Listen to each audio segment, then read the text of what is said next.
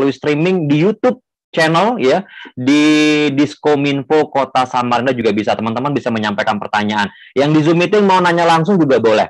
Nah, sebelum saya informasikan mengenai tema kita hari ini dan sebelum saya sapa narasumber kita, ada beberapa informasi juga yang ingin kemudian kembali kami informasikan. Yang pertama tadi sudah kita ikuti ya videonya, bahwa hari ini, ya tepatnya tanggal 1 kemarin sampai dengan tanggal 7, itu merupakan Pekan ASI Sedunia. Ya, Pekan ASI Sedunia.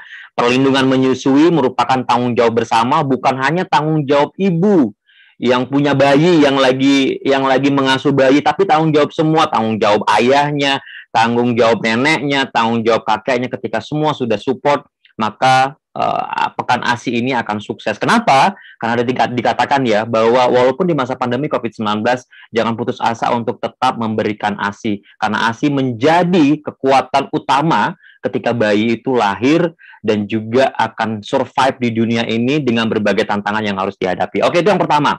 Kemudian yang kedua, kita lagi dan lagi ya, bahwa Kalimantan Timur, Samarinda, kehilangan tenaga kesehatan.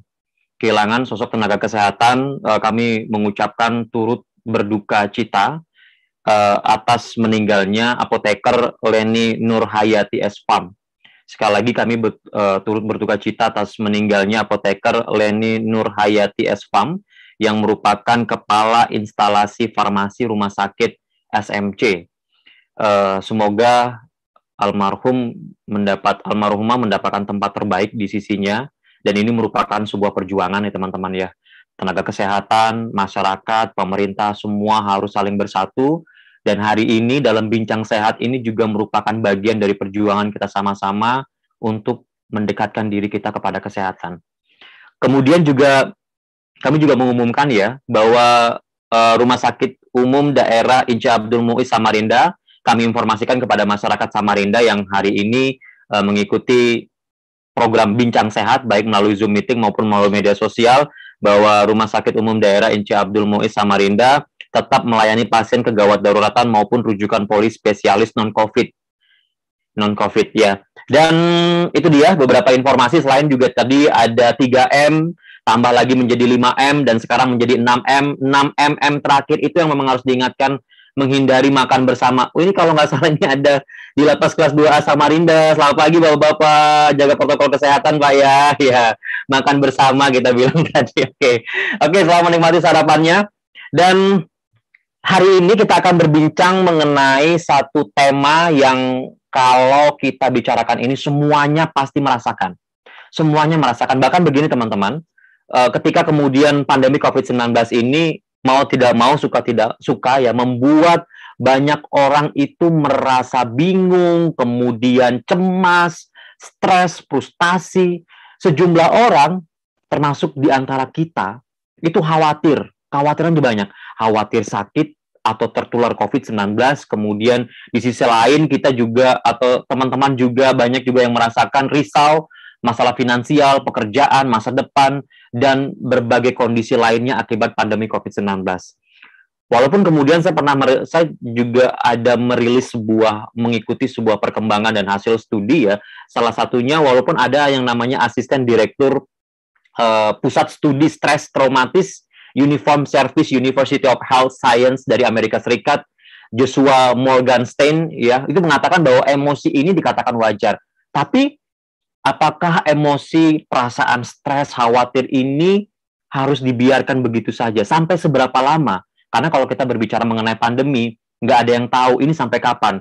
Pertama kali terjadi pandemi, banyak yang mengatakan, oh bulan Maret udah selesai pandemi. Akhir tahun 2020 sudah selesai pandemi. Sampai 2021 yang kemarin sempat udah melandai, semuanya udah mulai agak longgar, tiba-tiba kembali terjadi peningkatan kasus yang cukup drastis. Ada rilis data yang kita ketahui setiap hari dari pemerintah Kota Samarinda, dari Provinsi Kalimantan Timur, angka kasus terkonfirmasi tinggi, jumlah yang meninggal tinggi. Ketika kita baca makin stres, nggak dibaca juga gimana ya setiap hari masuk di WA. Nah ini bagaimana cara kemudian mengatasi, bagaimana mengelola stres akibat COVID-19, ini akan kita jawab bersama dengan narasumber yang sudah hadir di Zoom meeting. Saya bacakan dulu narasumbernya. Seru ya, saya sapa dulu ya. Selamat pagi Bu Direktur. Selamat pagi Dokter Raima. Hai. Iya, baik.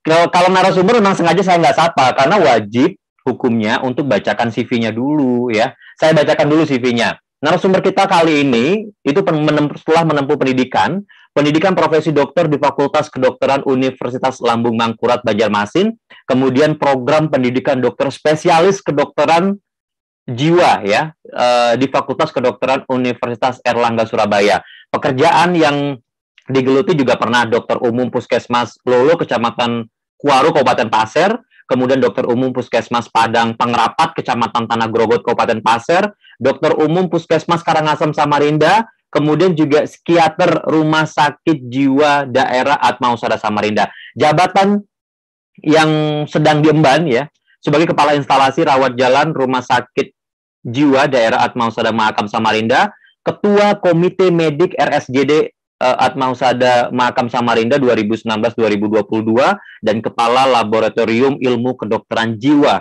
Fakultas Kedokteran Universitas Mula Warman. Langsung saya sapa, bersama-sama dengan kita sudah bergabung. Selamat pagi Dokter Yeni. Pagi Mas Made.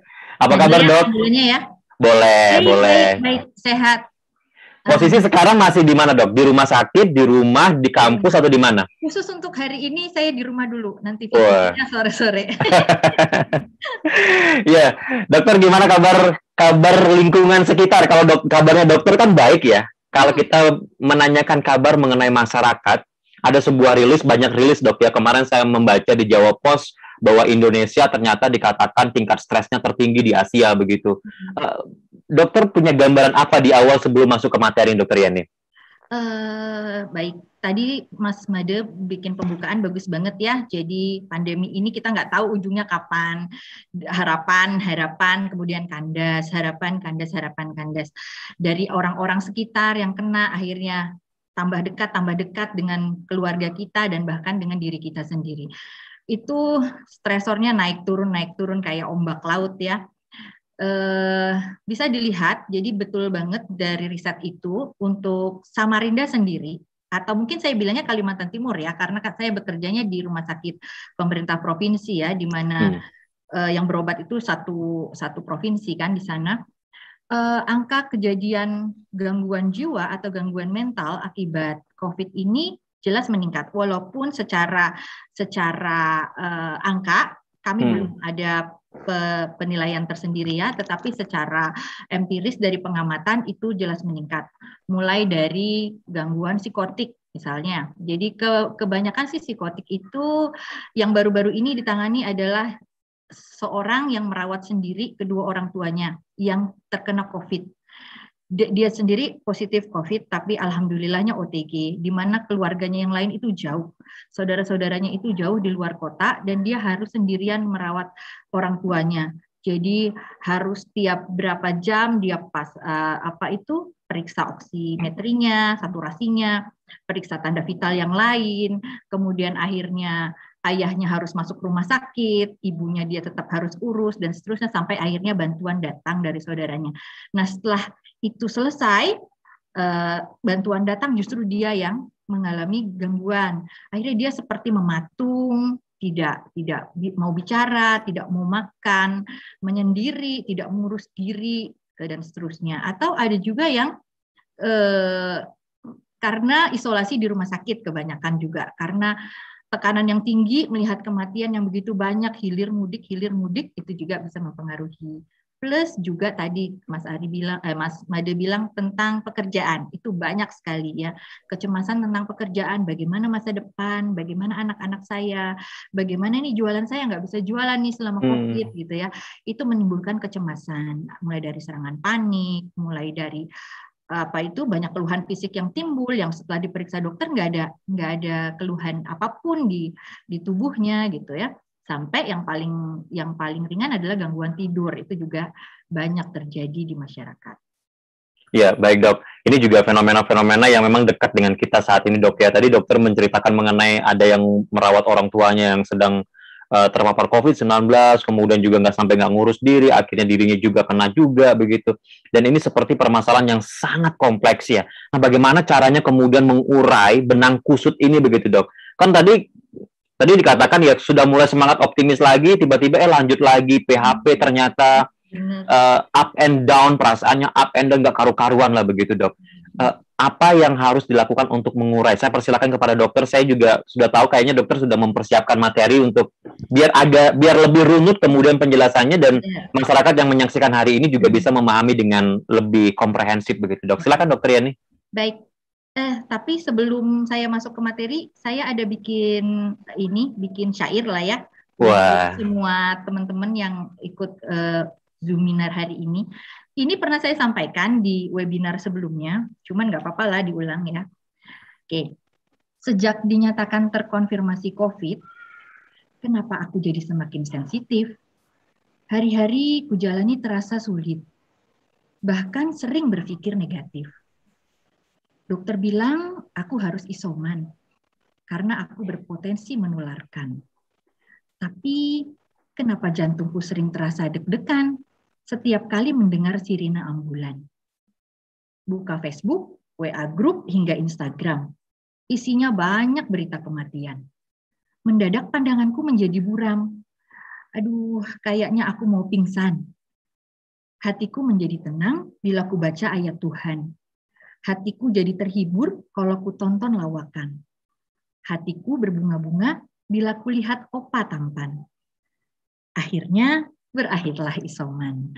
Oke, jadi itu sedikit ya, membuka ya. Jadi ada gambaran lah sedikit apa sih yang terjadi selama isoman. Jadi ada yang dengar sirine aja udah deg-degan gitu ya. Ada yang lebih ke spiritual pendekatannya, ada yang ke hiburan dan seterusnya. Itulah yang terjadi selama isoman. Baik, kita mulai ya.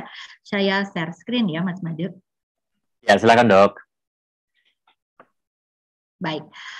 Selamat pagi. Oh ya, sebelumnya saya sapa dulu Ibu Direktur Dr. Rahimah Sarifah Rahimah. Selamat pagi. Terima kasih atas kepercayaannya melibatkan saya kembali dalam acara ini.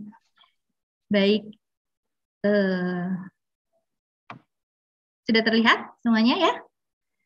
Jadi sesuai amanat ya yang diemban oleh saya. Jadi hari ini saya ingin share sedikit tentang bagaimana mengatasi dampak psikologis saat isoman.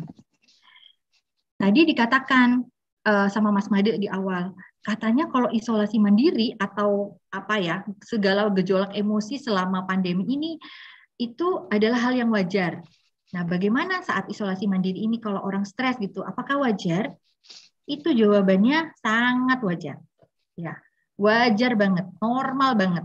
Ya, jadi nggak perlu merasa wah aku ini sendirian yang stres gitu. Orang lain biasa-biasa aja, tenang-tenang aja, enggak. Sedikit banyak pasti menimbulkan stres karena itu ada perubahan dalam hidup ya. Karena kenapa dibilang normal? Karena stres itu adalah usaha untuk mengembalikan agar badan dan atau jiwa kita itu menjadi seimbang kembali. Jadi stres itu bukan sesuatu yang aneh, bukan sesuatu yang abnormal, tapi stres itu adalah usaha untuk menyesuaikan diri kita. Tanpa stres kita tuh nggak akan melangkah maju. Ya, kayak Mas Made sebelum ini pasti ada persiapan kan? Baca-baca ya kan, riset-riset, jurnal-jurnal apa ya pembukaan nanti gitu. Begitupun saya ya kan, saya harus mempersiapkan bahan-bahan. Apakah itu bukan stres? Pasti itu stres ya. Nah, cuman levelnya itu berbeda-beda. Nah, semua organisme termasuk manusia, ya binatang, tumbuhan, dan kita dipacu oleh stres untuk berusaha lebih keras. Kita bekerja, itu karena ada stres ya. Stres untuk mempersiapkan masa depan, stres untuk mencukupi kebutuhan keluarga. Kita makan itu juga karena stres. Ada rasa lapar, lapar itu stres namanya ya. Jadi penyesuaian dirinya dalam bentuk mencari makan. Ya, tetapi ingat bahwa stres itu ada batasnya, ada ambangnya. Ambang saya dengan ambangnya Mas Made, dengan ambangnya Dr. Syarifah itu mungkin berbeda-beda. Ya, dan teman-teman yang lain yang ada di sini berbeda-beda. Jadi tidak tepat atau tidak bijak untuk menyamakan kondisi kita dengan kondisi orang lain karena ambang stres kita berbeda. Itu satu yang harus kita pahami. Makanya dalam kehidupan sehari-hari di masyarakat ada yang dibilang orang itu kuat banget ya, orang itu tabah banget ya, orang itu sabar banget ya. Nah, karena itu tadi ambang stres setiap manusia itu berbeda. Oke, stres sendiri pada dasarnya disebabkan oleh 4 hal. Ada yang namanya frustasi. Jadi misalnya sesuatu yang ingin kita kejar atau ingin kita dapatkan, tapi nggak bisa. Ada aja penghalangnya.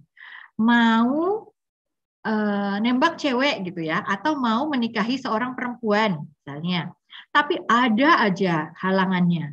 Akhirnya membuat orang jadi frustrasi. Itu jadi sumber stres pada orang tersebut. Atau yang kedua konflik.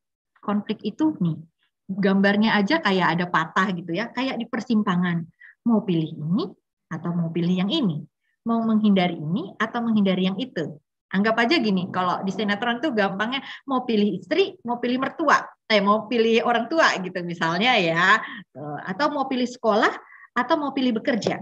Itu namanya konflik. Itu bisa menjadi sumber stres. Atau karena tekanan. Ini yang paling banyak mengalami ini terutama saat ini adalah tenaga kesehatan. Sendiri tekanan ya, sendiri memikirkan keluarga. Ada anak kecil di rumah, ada orang tua yang sudah renta di rumah, tapi tetap harus pelayanan dengan paparan yang sangat tinggi. Udah capek, mungkin agak-agak kurang fit, tapi mau istirahat juga nggak mungkin karena pekerjaan kita sudah tahulah sekarang ini sudah luar biasa meningkatnya. Terus banyak teman-teman yang juga sudah tumbang ya, berguguran, akhirnya kita harus lebih beban kerjanya lebih besar. Itu namanya pressure ya, jadi tekanan atau krisis. Krisis juga banyak nih sekarang. Tiba-tiba menghadapi kematian, ya nggak cuma satu, berderet bapaknya, ibunya, adiknya, ya atau siapapun yang tiba-tiba atau kehilangannya yang awalnya bekerja jadi tulang punggung keluarga satu-satunya, kemudian karena pandemi ini plus isoman tidak bisa bekerja. Ya, hilanglah sumber penghasilan. Satu-satunya ini juga namanya krisis. 4 hal inilah yang paling sering menimbulkan stres atau menjadi sumber stres. Oke. Nah, kalau pada saat isoman, tadi benar lagi Mas Made, luar biasa ya bacanya. Bacanya banyak nih tadi malam kayaknya.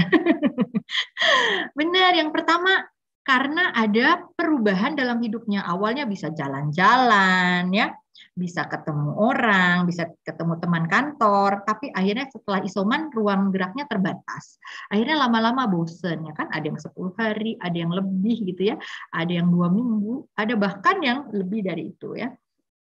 Akhirnya bosan. Yang kedua, ketakutan terhadap penyakit itu. Ya, nanti gimana nih kalau tambah berat? Gimana nih kalau aku ngalamin happy hipoksia, kan kebanyakan baca tuh ya, tiba-tiba jadi akhirnya ngukur saturasi terus, tiap jam ngukur saturasi terus ya, akhirnya takut dianya terhadap penyakit itu. Gimana nih kalau misalnya ada gejala sisanya, nanti aku tiba-tiba ada keluhan seterusnya setelah ini dan lain-lain. Atau yang ketiga karena bingung, banyak informasi, baca ini bilangnya begini, baca yang ini bilangnya nggak ada COVID gitu ya, baca yang ini harus hati-hati gitu kan ya, harus berbahaya, menular sekali, bingung kan, itu juga bisa menyebabkan stres ya. Kemudian perubahan pola komunikasi yang awalnya bisa saling tatap mata dengan secara langsung ya, ngomong dengan langsung, tiba-tiba harus secara tidak langsung lewat WA itu ya, lewat Zoom atau yang lainnya. Itu juga bisa menyebabkan stres, terutama pada orang-orang yang sulit untuk mengikuti perkembangan itu. Dan yang terakhir, stigma. Banyak yang walaupun setelah isoman itu masih terstigma dengan corona. Bisa stigmanya itu berasal dari dirinya sendiri, bisa juga dari orang lain atau lingkungannya. Contoh paling gampang itu adalah stigma dari kantor aja. Banyak kantor yang ingin mendapatkan harus ada bukti PCR negatif dulu, ya kan? Padahal orangnya sudah nggak ada gejala, baik-baik aja gitu setelah isoman 10 hari. Tapi setelah di PCR masih positif ya.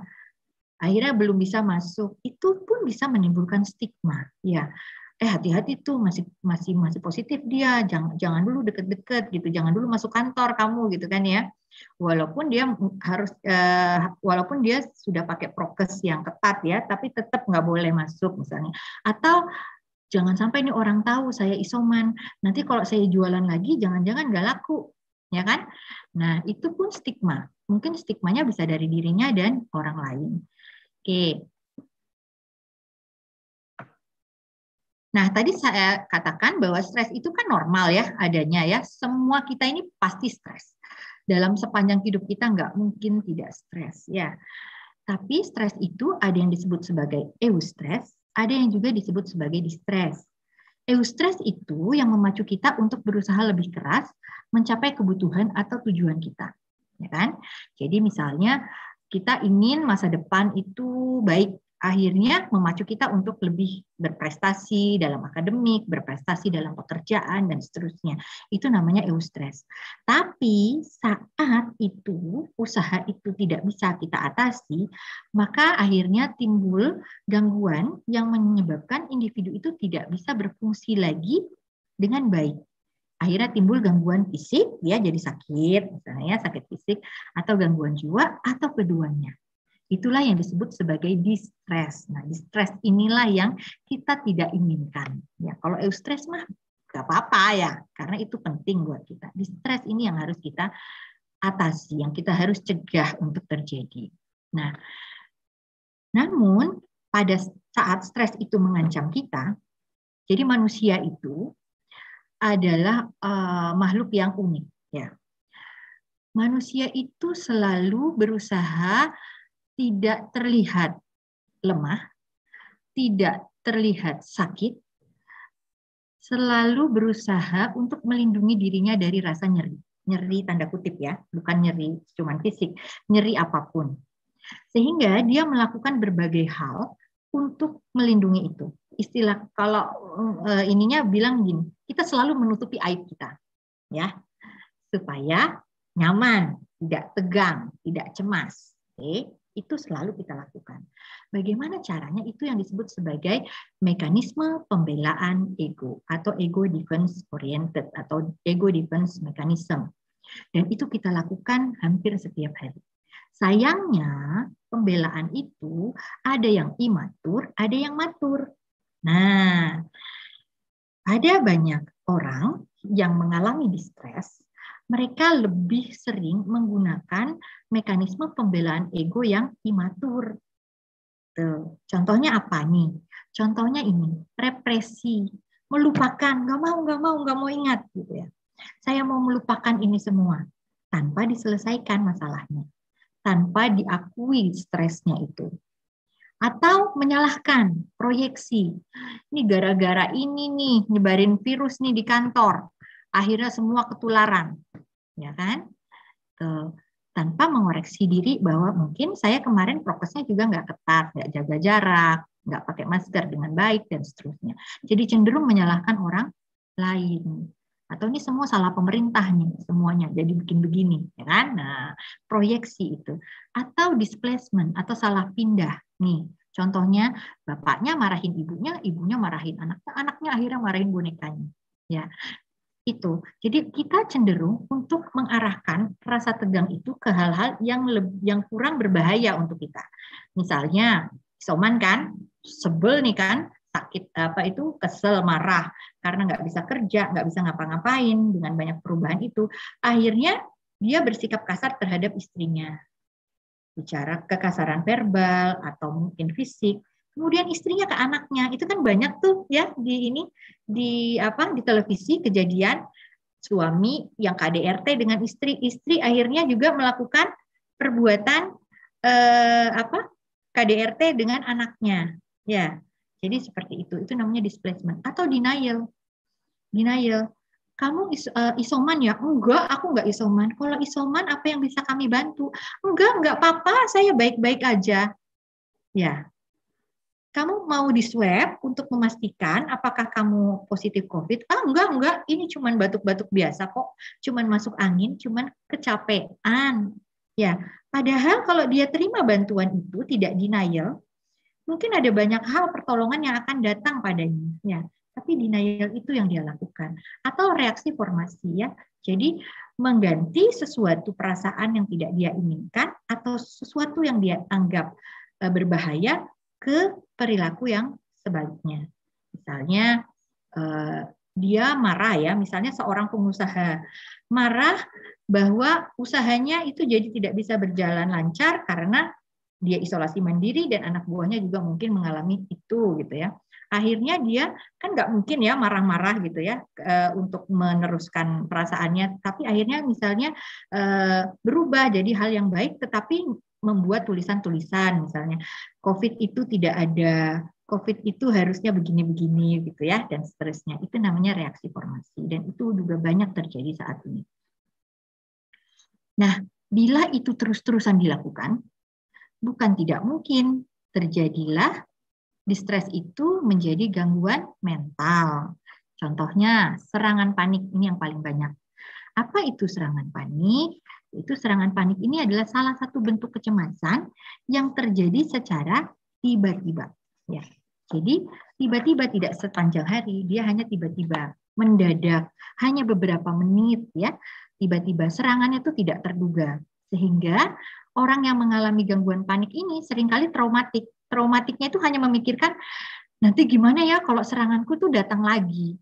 Nanti gimana ya kalau aku itu jadi mengalami itu lagi. Karena saat panik, itu gejalanya itu luar biasa. Jantung berdebar, seperti tercekik rasanya ya, nafas cepat, seperti mau mati kadang-kadang ya, bisa dipicu oleh sesuatu atau tanpa pemicu. Dipicu misalnya tadi dengar suara sirine, bisa dipicu tiba-tiba jadi panik. Atau dengar suara toa dari masjid, innalillahi wa inna ilaihi rojiun, langsung timbul serangan panik beberapa saat ya. Atau tanpa terduga, jadi baik-baik saja lagi aktivitas tiba-tiba langsung jeder gitu ya, panik untuk beberapa menit ya. Oke, yang kedua mungkin bentuknya adalah bentuk kecemasan yang lain. Ini OCD ya, sering pasti dengarnya. Obsessive Compulsive Disorder ya, gangguan obsesif kompulsif. Obsesif itu pikiran berulang dan kompulsif adalah perilaku berulang yang mengikuti pikirannya itu. Paling sering itu adalah tipe ngecek pintu udah belum ya, cuci-cuci berulang kali. Padahal sudah nyuci tangan dengan bersih, diulang lagi berkali-kali sampai capek. Simetris, tipe simetris yang dia harus semuanya rapi sesuai dengan pikirannya ya. Kalau enggak nanti dia beresin lagi, dirapiin lagi. Atau tipe yang kontaminasi, merasa ada kuman aja terus ya di mana-mana. Oke, atau ini juga banyak. PTSD ya, gangguan post traumatik ya. Post traumatic disorder. Jadi hal ini biasanya disebabkan oleh gangguan yang tiba-tiba yang luar biasa hebatnya. Misalnya tadi kematian. Bayangkan orang yang isoman, kemudian keluarga dekatnya itu harus meninggal, ya. Terus dia tidak bisa mendampingi dan seterusnya. Itu luar biasa gangguannya, ya, yang dia timbulkan. Atau depresi, afek yang sedih, kurang minat, kemudian tidak bertenaga, putus asa, pesimis ya. Ini hal-hal yang paling sering timbul saat distres itu tidak tertangani dengan baik. Ya, salah satunya disebabkan itu tadi isoman ya. Nah, apa yang harus kita lakukan?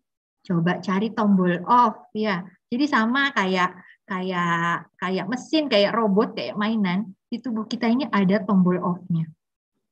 Bagaimana caranya mengaktifkan tombol off? Langsung lakukan bahwa stop. Yeni stop. Ya. Stop Yeni, berpikir saat ini aja. Stop untuk berpikir kemarin, stop berpikir untuk besok. Hanya berpikir saat ini dan di sini, ya. Here and now. Saat ini dan di sini. Tidak kemarin dan tidak besok. Kenapa? Dalam ajaran agama kita itu juga sudah ada nih yang atur. Yang lain saya belum sempat cari ya. Yang jelas kalau di Muslim itu dikatakan, maka apabila kamu telah selesai dari suatu urusan, kerjakanlah dengan sungguh-sungguh urusan yang lain. Artinya kita disuruh tuh fokus. Cuman segini aja. Satu tempat itu, here and now itu saja. Contohnya sholat. paling gampang.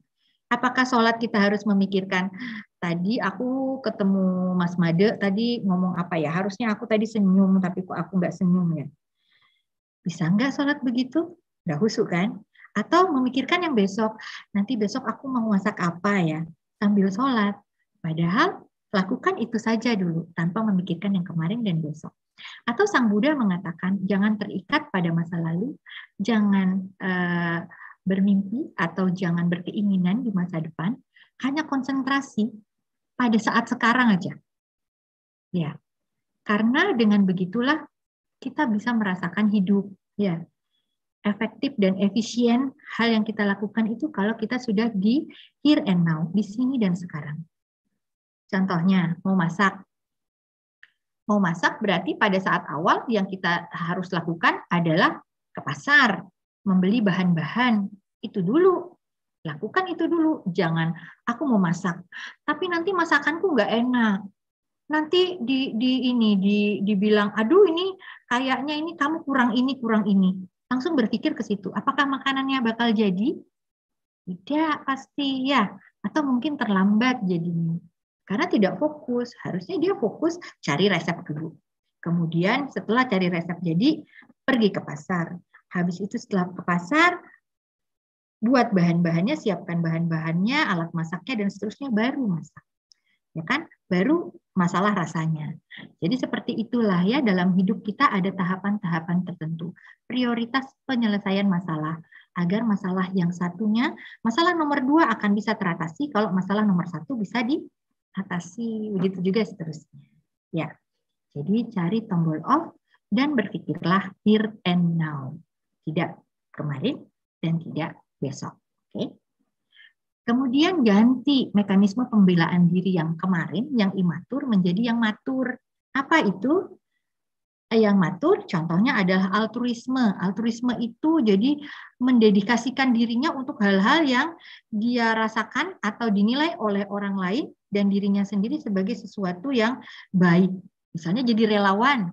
Ya, itu banyak kan? Ada tuh yang tantangan ini Bu Direkturnya Kukar tuh yang viral ya di medsos, ditantang untuk jadi relawan. Itu maksudnya ini. Ayo dong, daripada kamu denial, daripada kamu proyeksi, ya menyalahkan orang lain, bilang nggak ada, ayo dong ganti pembelaan dirimu jadi ini, altruisme, jadi relawan. Itu jelas lebih baik untuk dirimu dan orang lain. Atau dengan sublimasi, ganti kegiatannya untuk mensublimasi distress kita. Bawa berkebun, bikin masak-masak, baca cerita, bikin tulisan, dan seterusnya. Atau dibikin humor ya. Teman-teman tuh banyak tuh kalau di medsos bilang gini, meningkatkan imun, pakai aplikasi Refresh ya kan, jadi macam-macam. Itu humor namanya ya. Itu juga salah satu mekanisme pembelaan diri, tapi cukup matur dia. Dan yang terakhir acceptance tentunya, menerima semuanya dengan baik, dengan lapang dada. Nah, terus yang paling penting untuk itu semua, konsep here and now, kemudian mekanisme yang matur, hal itu bisa terjadi kalau ada kemauan untuk berubah. Itu dari diri kita. Kalau itu belum ada, akan sulit sekali. Kemauan untuk berubah. Jadi, ada yang harus dirubah apa? Perubahan kebiasaan. Ya, jadi mengikuti pola sekarang. Oh, sekarang kebiasaannya kalau kemana-mana harus pakai masker, harus jaga jarak, dan seterusnya. Kemudian perubahan pola pikir, hal yang negatif menjadi positif. Contohnya itu seperti apa? Perubahan pola pikir dari negatif ke positif. Contohnya gini, saat kita isoman, kita berpikir bahwa penyakit ini mungkin jadi A, jadi B, jadi C, jadi level 2, level 3, dan seterusnya. Terus lebih berat dan akhirnya harus ke rumah sakit dan seterusnya. Bagaimana kalau aku ke rumah sakit? Bagaimana kalau harus begini? Bagaimana kalau aku ternyata harus butuh oksigen? Bagaimana kalau saturasiku turun? Ya. Bagaimana cara merubahnya? Fokuslah pada doamu. Apa sih doa kita saat kita sakit? Pasti kita ingin sembuh kan? Ya, bukan fokus pada ketakutan. Sehingga saat itulah kita harus bilang bahwa saya ingin sehat. Saya ingin sehat. Yang saya inginkan hanya sehat. Bukan saya nggak mau sakit. Saya nggak mau harus masuk rumah sakit. Saya nggak mau kalau ada perburukan dalam kehidupan, dalam penyakit saya. Karena pikiran, perasaan dan perilakumu akan mengikuti pikiranmu itu. Ya, ketakutanmu itu. Jadi fokuslah pada doamu. Hanya doamu. Doa kita pasti yang baik-baik kan? Saya ingin sukses, saya ingin berprestasi, saya ingin sehat, dan seterusnya. Fokuslah pada itu saja. Kemudian perubahan gaya hidup baru. Misalnya sekarang tidak kumpul-kumpul, menggunakan komunikasi yang tidak langsung dan seterusnya ya. Dan yang terakhir adalah kenali sumber stres dan akui itu. Ya, saya memang lagi stres. Saya memang lagi ketakutan. Ya, karena dengan mengenali dan mengakui kita tahu apa yang harus kita lakukan ya. Ya, oke. Kemudian kita itu tidak bisa berdiri sendiri karena kita makhluk sosial. Kita membutuhkan orang lain, ya, membutuhkan orang lain untuk membantu kita dalam mengatasi stres ini, terutama dalam melewati duka cita. Baik itu duka cita yang sifatnya ringan, ya, seperti sakit, atau duka cita yang berat, ya, kehilangan. Misalnya, pada saat duka cita, pertama kali yang mungkin terjadi adalah perasaan shock ya atau denial. Bapak terkonfirmasi positif. Loh kok bisa? Ya, saya ini maskernya itu loh baik. Kemudian saya ini jaga prokes dengan baik, saya jaga jarak dengan baik. Kenapa saya bisa positif ya? Jadi ada shock dan denial. Maka apa yang harus kita lakukan dan orang lain lakukan untuk membantu kita? Coba cari informasi yang akurat dan valid. Kirimkan hal-hal itu untuk dia renungi bahwa semua orang itu bisa terpapar, ya, sangat mungkin terpapar. Mungkin saja kemarin sempat beberapa menit ya melepas masker untuk makan, tadi makan bersama ya tanpa disadari, atau yang lain hanya foto untuk foto bareng gitu dan lain-lain. Jadi semua bisa menular dan semua bisa diatasi dengan baik asalkan kita tahu langkah-langkahnya. Kemudian kalau pada fase anger atau marah ya, marah banget dia, kenapa harus saya? Kenapa harus saya yang sakit? Kenapa bukan mereka? Kenapa bukan dia? Kadang-kadang begitu. Kenapa Tuhan kasih saya sakit ini? Kadang-kadang sampai segitunya menyalahkan Tuhan. Maka apa yang harus dilakukan oleh orang-orang sekitarnya untuk membantu dia?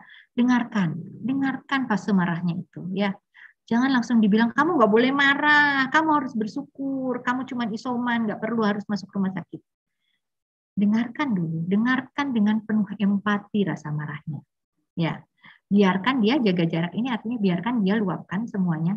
Kita hanya mendengarkan saja. Selesai rasa marahnya, dia akan ke fase depresi. Ya, jadi aku harus gimana nih, nggak bisa kerja gitu ya. Maka bagaimana kita caranya membantu orang lain di sekitarnya?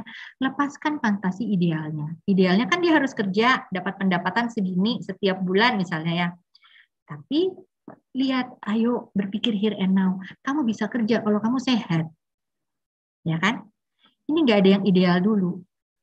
Jadi fokus mana yang duluan. Kalau kamu tetap bekerja, maka kesehatanmu terganggu dan pekerjaanmu mungkin akan hilang selamanya. Tapi kalau kamu fokus pada sehatmu, maka dengan sehat kamu dapatkan pekerjaanmu bisa kembali dan arahkan ke hal spiritual. Kemudian setelah depresi biasanya orang-orang akan ke fase dia mau berdialog ya, bargaining. Dia juga sih cuma tapi biasanya ada begitu. Ngikutin tapi ada tapinya. Dengarkan kembali ya.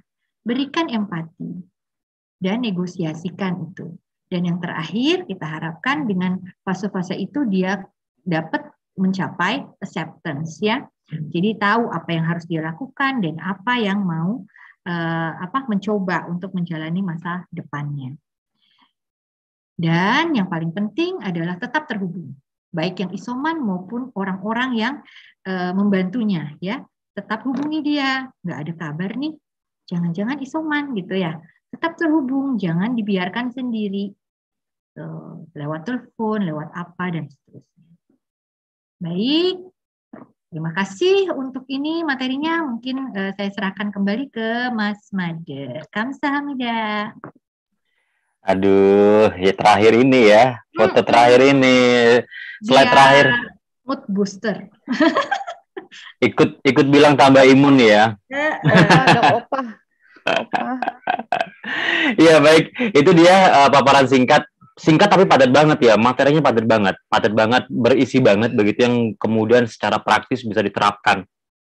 Tantangannya begini dok, dokter Yeni, sebelum nanti saya ke dokter Sarifah ya, Bu Direktur juga, saya pengen tahu juga nanti bertanya ke Bu Direktur, karena Bu Direktur mungkin juga punya pengalaman khusus yang bisa kita perbandingkan dan kita coba cocokkan begitu dengan teknik-teknik yang kemudian dibagikan oleh dokter Yeni. Dokter Yeni, tapi kemudian kita lihat begini dok, ketika seseorang itu menghadapi stres, tentu itu kan menjadi bukan satu hal yang mudah ya dok ya. Mungkin sekarang kalau dalam kondisi yang normal, kita masih bisa berpikirnya jernih ya. Oh seperti itu tekniknya kita bisa melakukan. Tapi kalau dalam kondisi yang benar-benar udah ngerasain stres begitu, kadang-kadang lupa dengan teknik-teknik yang sudah pernah dipelajari begitu. Apa sih yang harus diingat pertama kali ketika kita merasakan stres dok? Apa yang pertama kali diingat sehingga kita bisa merecall kembali informasi-informasi yang hari ini kita pelajari sama-sama dok? Satu, yang pertama adalah akui stres itu. Banyak orang yang bilang, enggak, aku enggak apa-apa.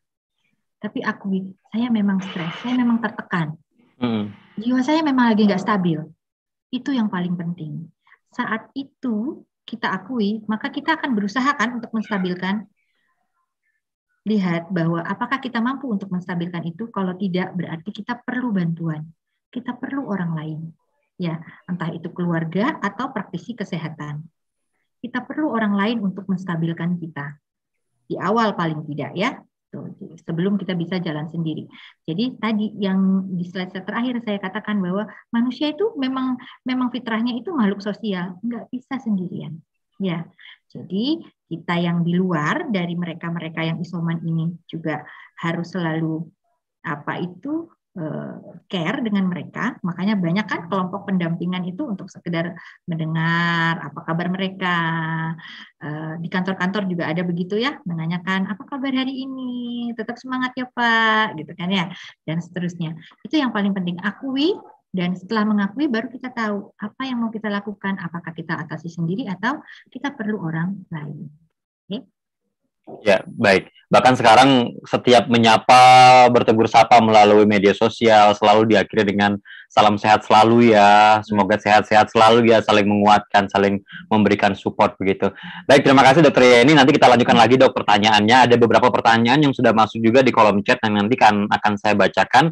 Namun sekarang saya mau sapa-sapa lagi buat teman-teman yang baru bergabung di Zoom meeting ya. Ada tenaga kesehatan yang bergabung bersama dengan kita, ada dari kalangan masyarakat umum, ada juga dari kalangan pemerintahan, baik di provinsi, di tingkat kota, ataupun juga yang dari luar Kalimantan Timur juga ada gabung dok pagi ini bersama dengan kita.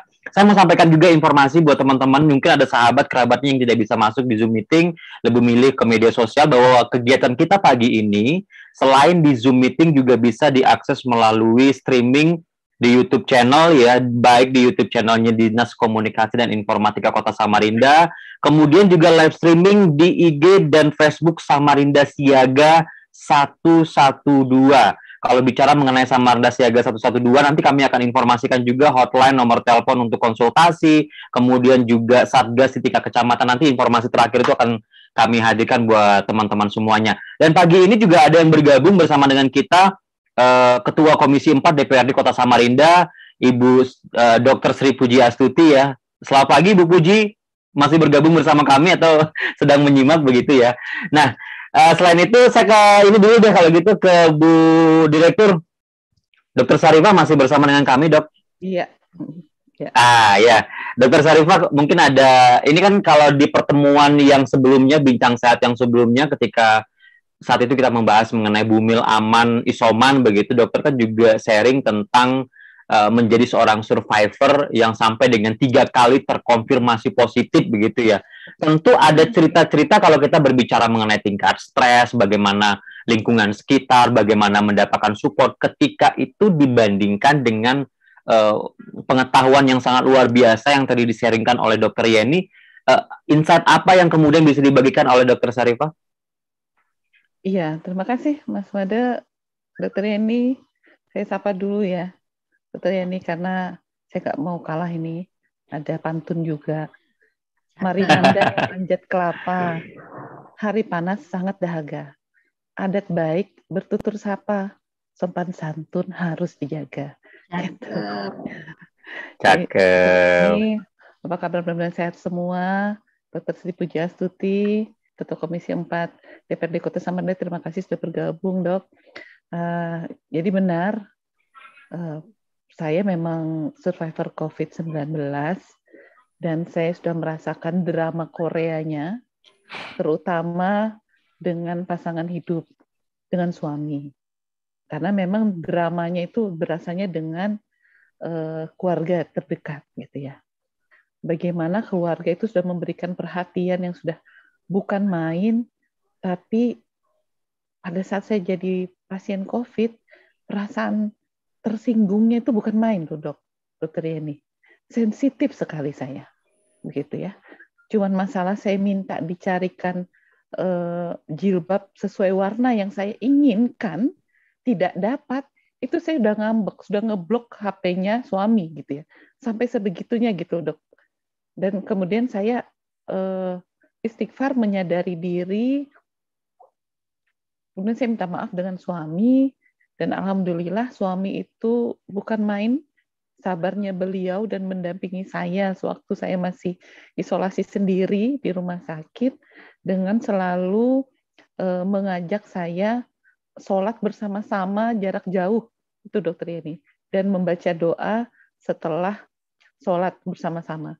Tidak bisa disebut sholat berjamaah karena jauh sekali ya, Dok ya, lewat WA soalnya gitu. Itu yang pertama. Yang kedua, saya merasakan emosi juga pada saat saya merasa saya belum dikasih obat oleh perawat. Gitu loh. Gitu, Dokter Yeni, sempat, Dok. Jadi dampak COVID ini bikin pelupa, Dok. Benar-benar pelupanya benar-benar parah pelupanya, Dok. Sampai-sampai ini karena kan direkturnya ya, jadi perawatnya sampai deg-degan ya. Kasihan teman-teman, saya mohon maaf sekali, mohon maaf. Baru saya sadari bahwa itu pengaruh dari penyakitnya ya. Karena saya juga termasuk di dalam tim pendampingan ID. Jadi kami Ikatan Dokter Indonesia sama cabang Kota Samarinda itu punya tim pendampingan, Mas Made. Jadi semua kita dokter-dokter, spesialis dokter umum yang positif itu masuk ke dalam tim tersebut dan kami bisa berkonsultasi. Ternyata itu hal akibat dari COVID-nya, membuat pelupa. Perawat itu sampai harus nyari bukti bekas bungkus obat saya yang sudah saya minum. Jadi sudah saya minum, tapi saya merasa saya belum minum. Gitu. Sampai sebegitunya itu COVID, dan saya langsung emosinya itu bukan main, Dokter Yeni. Akhirnya suami saya yang ngajarkan saya banyak membaca istighfar dan surah Al-Fatihah pada saat saya lagi datang sesak, lagi datang sakit kepala atau sakit badan. Jadi itu mendekatkan diri kepada Tuhan yang maha menyembuhkan, maha berkuasa atas segala sesuatu, itu sangat-sangat berpengaruh, dan saya menyadarinya. Itu tadi seperti yang Dokter Yeni sampaikan, saya menyadarinya bahwa ini saya yang sedang mengalami gangguan emosional gitu. Jadi itu saya mengenali hal tersebut dan saya mencoba untuk mengatasinya. Itu pengalaman pribadi saya, Mas Made. Siap, ini dia pengalaman real yang terjadi ya. Kalau kita menggarisbawahi tadi menerima, saling support, kemudian gimana caranya mengatasi. Karena kalau berbicara sekarang mungkin lebih mudah ketika pada saat terjadi stres. Tapi tadi Dokter Yeni sudah mengatakan terima, jangan denial, jangan menolak kemudian dengan situasi-situasi yang terjadi. Terima kasih Dokter Sarifah. Nanti dokter ada pertanyaan untuk dokter juga, karena kita ketika masukkan di IG Story ya, di IG Story-nya media sosialnya Rumah Sakit Umum IA Muiz, ada beberapa pertanyaan yang memang di luar dari tema kita, tapi terakhir nanti kita akan tanggapi, karena forum ini juga menjadi tempat untuk memberikan pertanyaan, dan nanti kita akan coba sampaikan kepada dokter Rahimah begitu untuk bisa menanggapi. Kita kembali ke beberapa pertanyaan yang sudah masuk di kolom chat dan juga di media sosial. Saya akan coba pilih beberapa di antara yang sudah masuk. Kali ini, nah ini dia.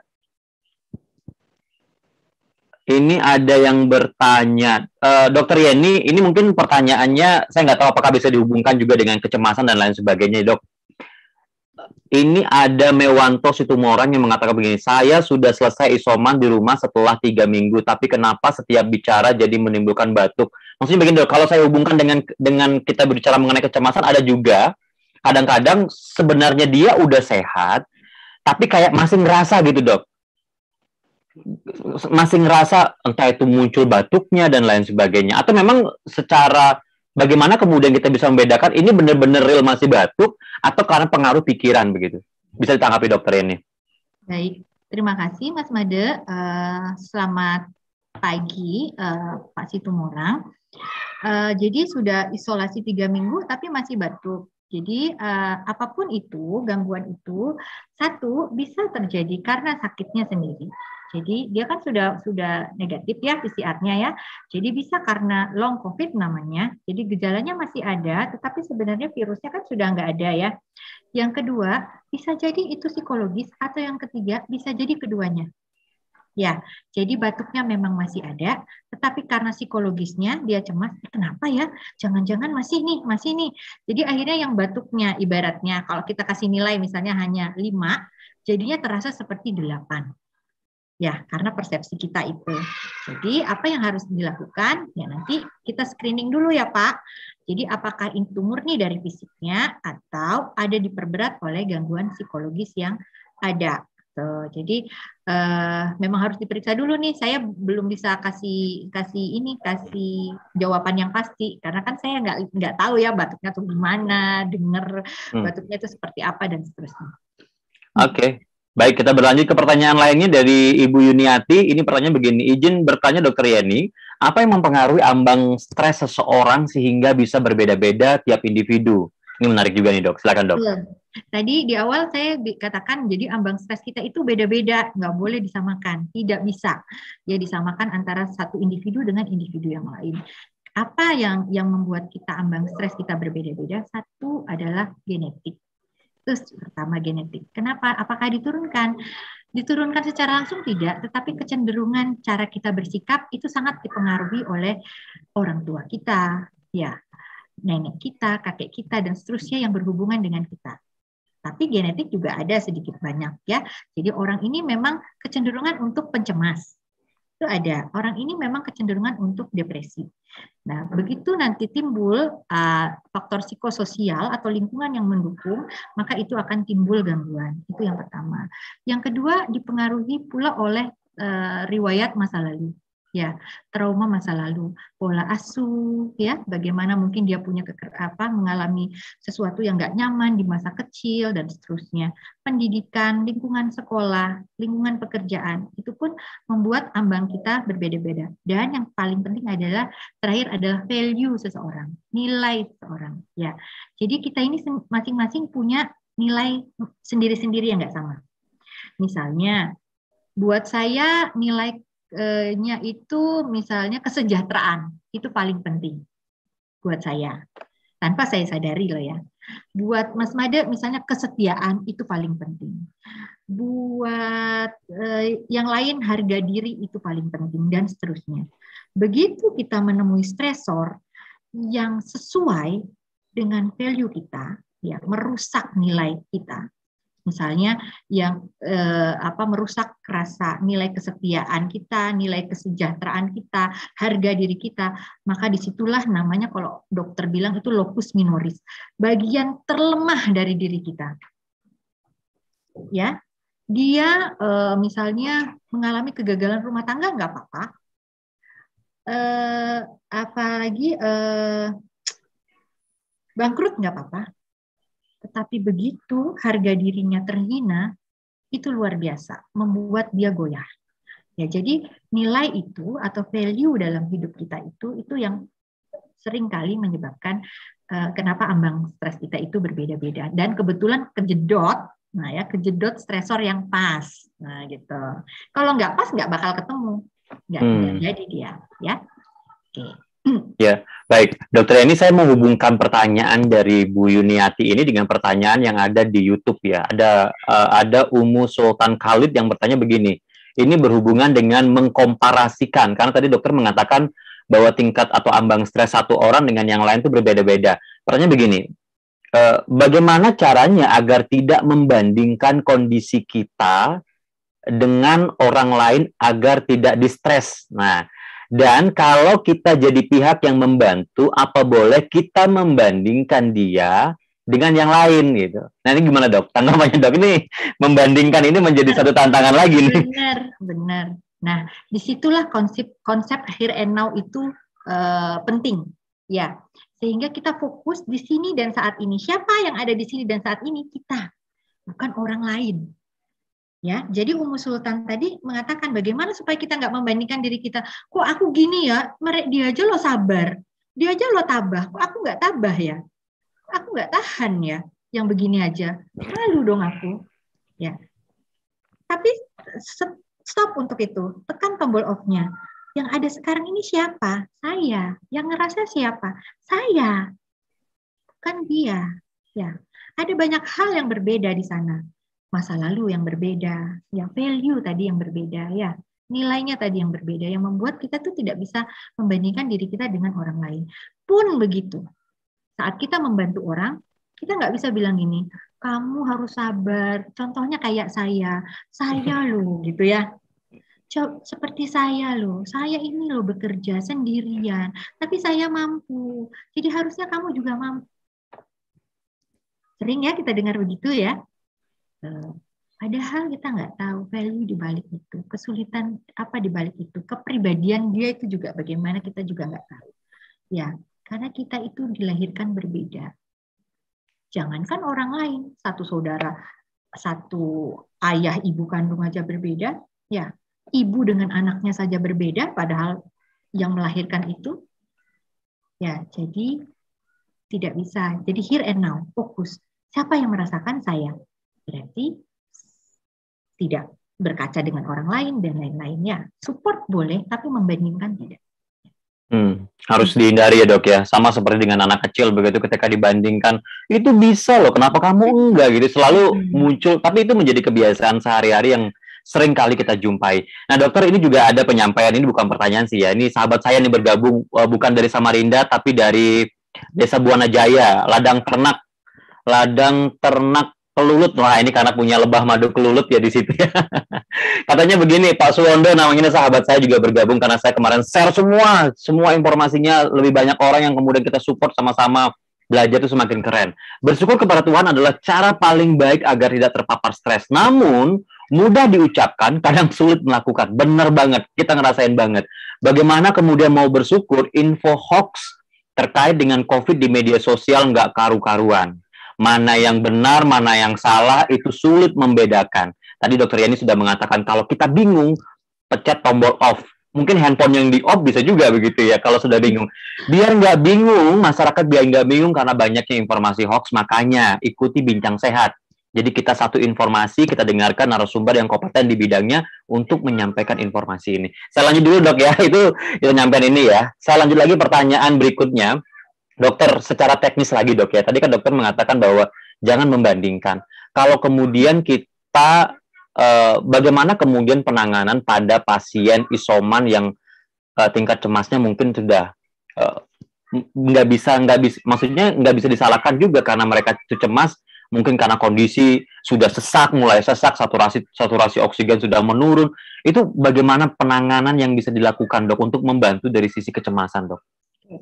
Ini sebelumnya saya tanya, yang ingin membantu siapa? Anggota keluarganya atau petugas kesehatan maksudnya? Nah, itu nggak ada informasinya. Ini dari Sufirman Supri, teknik penanganan dok pada pasien yang isoman yang lagi cemas. Oh, Pak Supirman. Oke, baik. Pak Supirman, terima kasih atas pertanyaannya. Yang jelas, satu, bila itu anggota keluarga kita, tentu kita tahu sebelumnya bahwa orang ini punya bakat untuk cemas. Ya, misalnya apa tanda-tandanya orang yang mudah cemas? Dia selalu memikirkan hal-hal yang belum terjadi. Artinya namanya anticipatory anxietas atau cemas antisipatorik. Misalnya, kalau misalnya dia baru kerja tuh, nanti langsung berpikirnya gini, besok mau turun kerja kan, tempat baru. Nanti aku tuh disukain nggak ya sama bos saya? Nanti aku itu bisa diterima nggak ya sama teman-teman saya? Itu ciri-ciri orang yang pencemas. Atau misalnya dia selalu memikirkan hal yang jauh ke depan. Ya, tidak fokus pada dirinya sekarang. Nah, bila itu ada dalam anggota keluarga Anda, maka rentan untuk menjadi gangguan cemas. Ingat, cemas itu normal buat kita. Tapi gangguan cemas itu yang harus dihindari. Nah, kalau ada rasa cemas itu sudah bisa kita tangkap bahwa anggota keluarga kita itu rentan untuk cemas, maka selalu dampingi, bisa langsung, bisa tidak langsung. Nah, ini memang pendekatannya agak berbeda. Orang cemas kadang-kadang dengan kata-kata kita, dia justru tambah cemas. Misalnya, kamu batukmu tambah berat nggak? Ada sesak. Tiap hari misalnya ya ditelepon ya, nggak ada sesak. Betul-betul coba dicek oximetrinya. Siapa tahu saturasinya turun. Tambah cemas. Orang yang pencemas. Bahkan orang yang nggak cemas pun jadi cemas dengan begitu. Ditanyanya seperti itu. Nah, jadi alangkah baiknya pendekatan untuk menghindari agar yang tidak cemas menjadi cemas dan yang pencemas tidak tambah cemas, maka pendekatannya adalah kata-kata yang menenangkan. Halo, sehat kan hari ini? Gitu kan ya. Nah, gimana batuknya berkurang kan? Enak kan semuanya? Terkendali kan? Ya. Kalau misalnya tidak terkendali, dia pasti akan bilang, tapi saya merasa sesak. Nah, oke, kamu sesak. Sudah kamu ukur? Kapan? Berapa? Oke, ayo baru dengarkan apa yang sudah kamu lakukan. Nah, jangan dulu, kamu sih nggak proning misalnya ya. Oh, makanya sering-sering proning, yang betul, yang betul. Nanti kirimin videonya, coba di. Jadi memperlakukannya itu agak berbeda pada orang-orang yang pencemas atau orang yang sudah timbul cemas. Kalau petugas kesehatan jangan ikutan cemas. Aduh Pak, ini saturasinya gimana ya? Ini masuk ke rumah sakit nggak ada ruangan loh Pak. Mbak cemas. Ya. Jadi kita sudah bisa menangkap orang cemas itu sudah bagus. Itu sudah satu poin ya. Bahwa kita sudah menangkap dia cemas. Kalau belum tahu, nah itu lain lagi masalahnya ya. Kita sudah tahu dia cemas, jangan perparah itu. Gimana caranya? Kita yang tenang. Ya, jangan ikutan cemas. Aduh ya ampun, cari oksigen susah, regulator nggak ada gitu kan ya. Tambah cemas orang cemasnya. Iya Bapak, sekarang yang harus kita lakukan agar saturasinya meningkat begini. Jadi kalau untuk petugas kesehatan ya, tetap Bapak terhubung dengan saya tetap memantau. Mudah-mudahan dengan begini akan meningkat. Nah sambil begitu ya tetap kita usahakan jaga-jaga nih rumah sakitnya. Tapi nggak perlu lah dibilang, Bapak ini rumah sakit ngantri, nggak ada, nggak bisa daftar tunggu nih. Ya IGD full, bahkan ditolak-tolak misalnya begitu. Tambah cemas lah orang itu. Jadi yang menolong harus tenang. Oke? Walaupun pada kondisinya pura-pura tenang ya dok ya. Walaupun pura-pura tenang ya. Ya, yang jelas kita kan terjaga ya. Maksudnya kita tahu, kita masih fokus. Apa ini yang mau saya lakukan? Kita yang menangkap dia cemas. Berarti saya nggak boleh cemas. Gitu. Saya nggak boleh ikut-ikutan cemas. Ayo berpikir. Karena dengan konsep here and now, kita bisa berpikir rasional. Ya. Baik. Oke, sekarang kita masuk sebelum saya bacakan lagi pertanyaan. Ada banyak pertanyaan dok di kolom chat dok. Saya mau beralih dulu ke peserta yang raise hand. Ada Ibu Endang. Selamat pagi Bu Endang. Pagi dokter. Bu Endang bisa aktifkan kamera dok. Bu Endang bisa aktifkan kamera biar kita bisa melihat yang mana sih Bu Endang ini. Gitu. Kalau bisa Bu Endang, kalau enggak apa-apa juga langsung sampaikan pertanyaannya ke Dokter Yani. Silakan Bu Endang. Oke, saya sambil ngetik berita soalnya. Oh iya, silakan Bu Endang. Oke. Pagi dokter, assalamualaikum. Pagi Bu Endang, ya. Makasih Mas Made. Baik, silakan.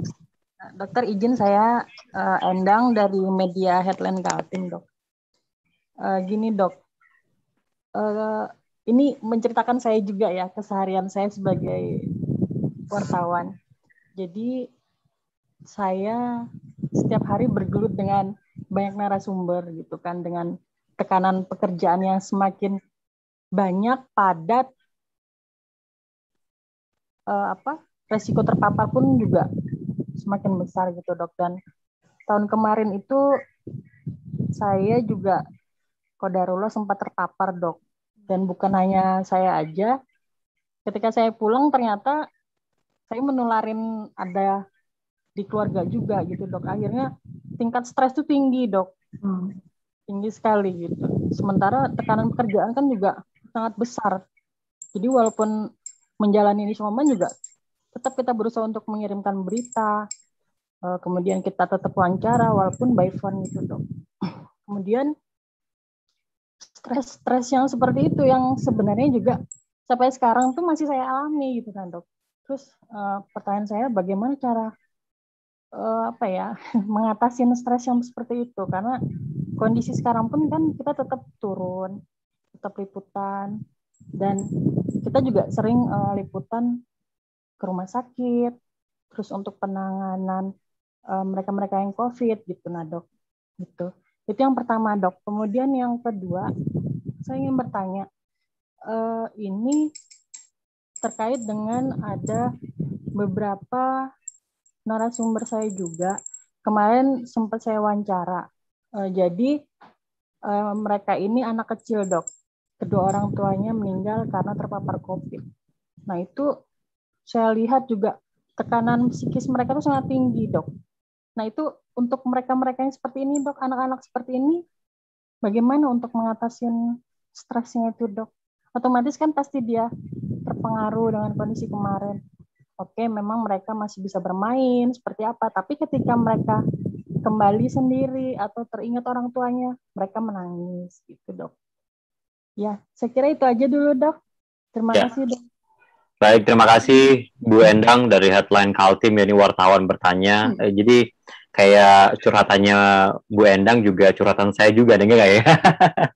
Ya, Dokter Yani silakan ditanggapi dok, dua pertanyaan, satu berhubungan dengan pekerjaan, tingkat stres, kemudian pernah terpapar, harus juga sekarang sudah pulih kembali, harus juga kembali tetap beraktivitas, berinteraksi dengan banyak kalangan narasumber, dan yang kedua mengenai kasus ada seorang anak yang ditinggal meninggal, yang orang tuanya meninggal dua-duanya begitu secara kejiwaan, tentu juga memang harus mendapatkan penanganan yang benar begitu dok. Silakan Dokter Yani.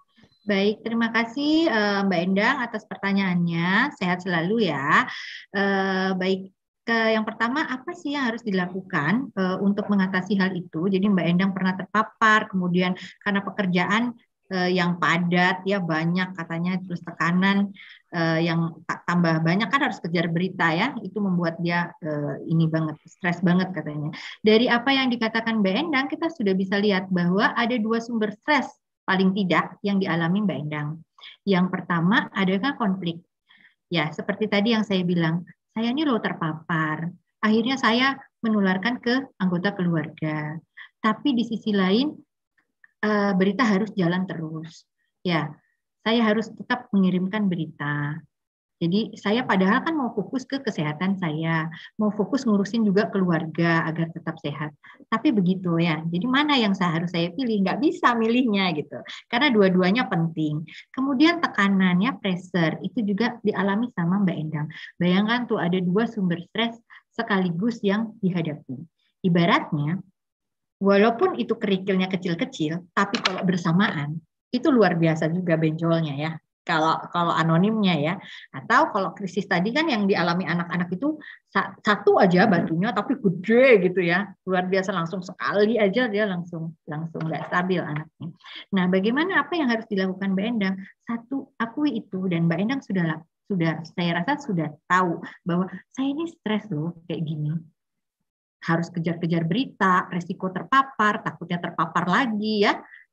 Yang ulangan, terpapar COVID ulangan lagi, gimana nanti anak-anak saya, gimana nanti keluarga saya, dan seterusnya. Namun kembali lagi, fokus ke here and now. Apa yang sekarang Mbak Endang hadapi? Oh, saya seorang wartawan, ya kan? Saya juga seorang anak, saya seorang ibu misalnya. Jadi lakukan prioritas masalahnya. Apa yang harus saya utamakan?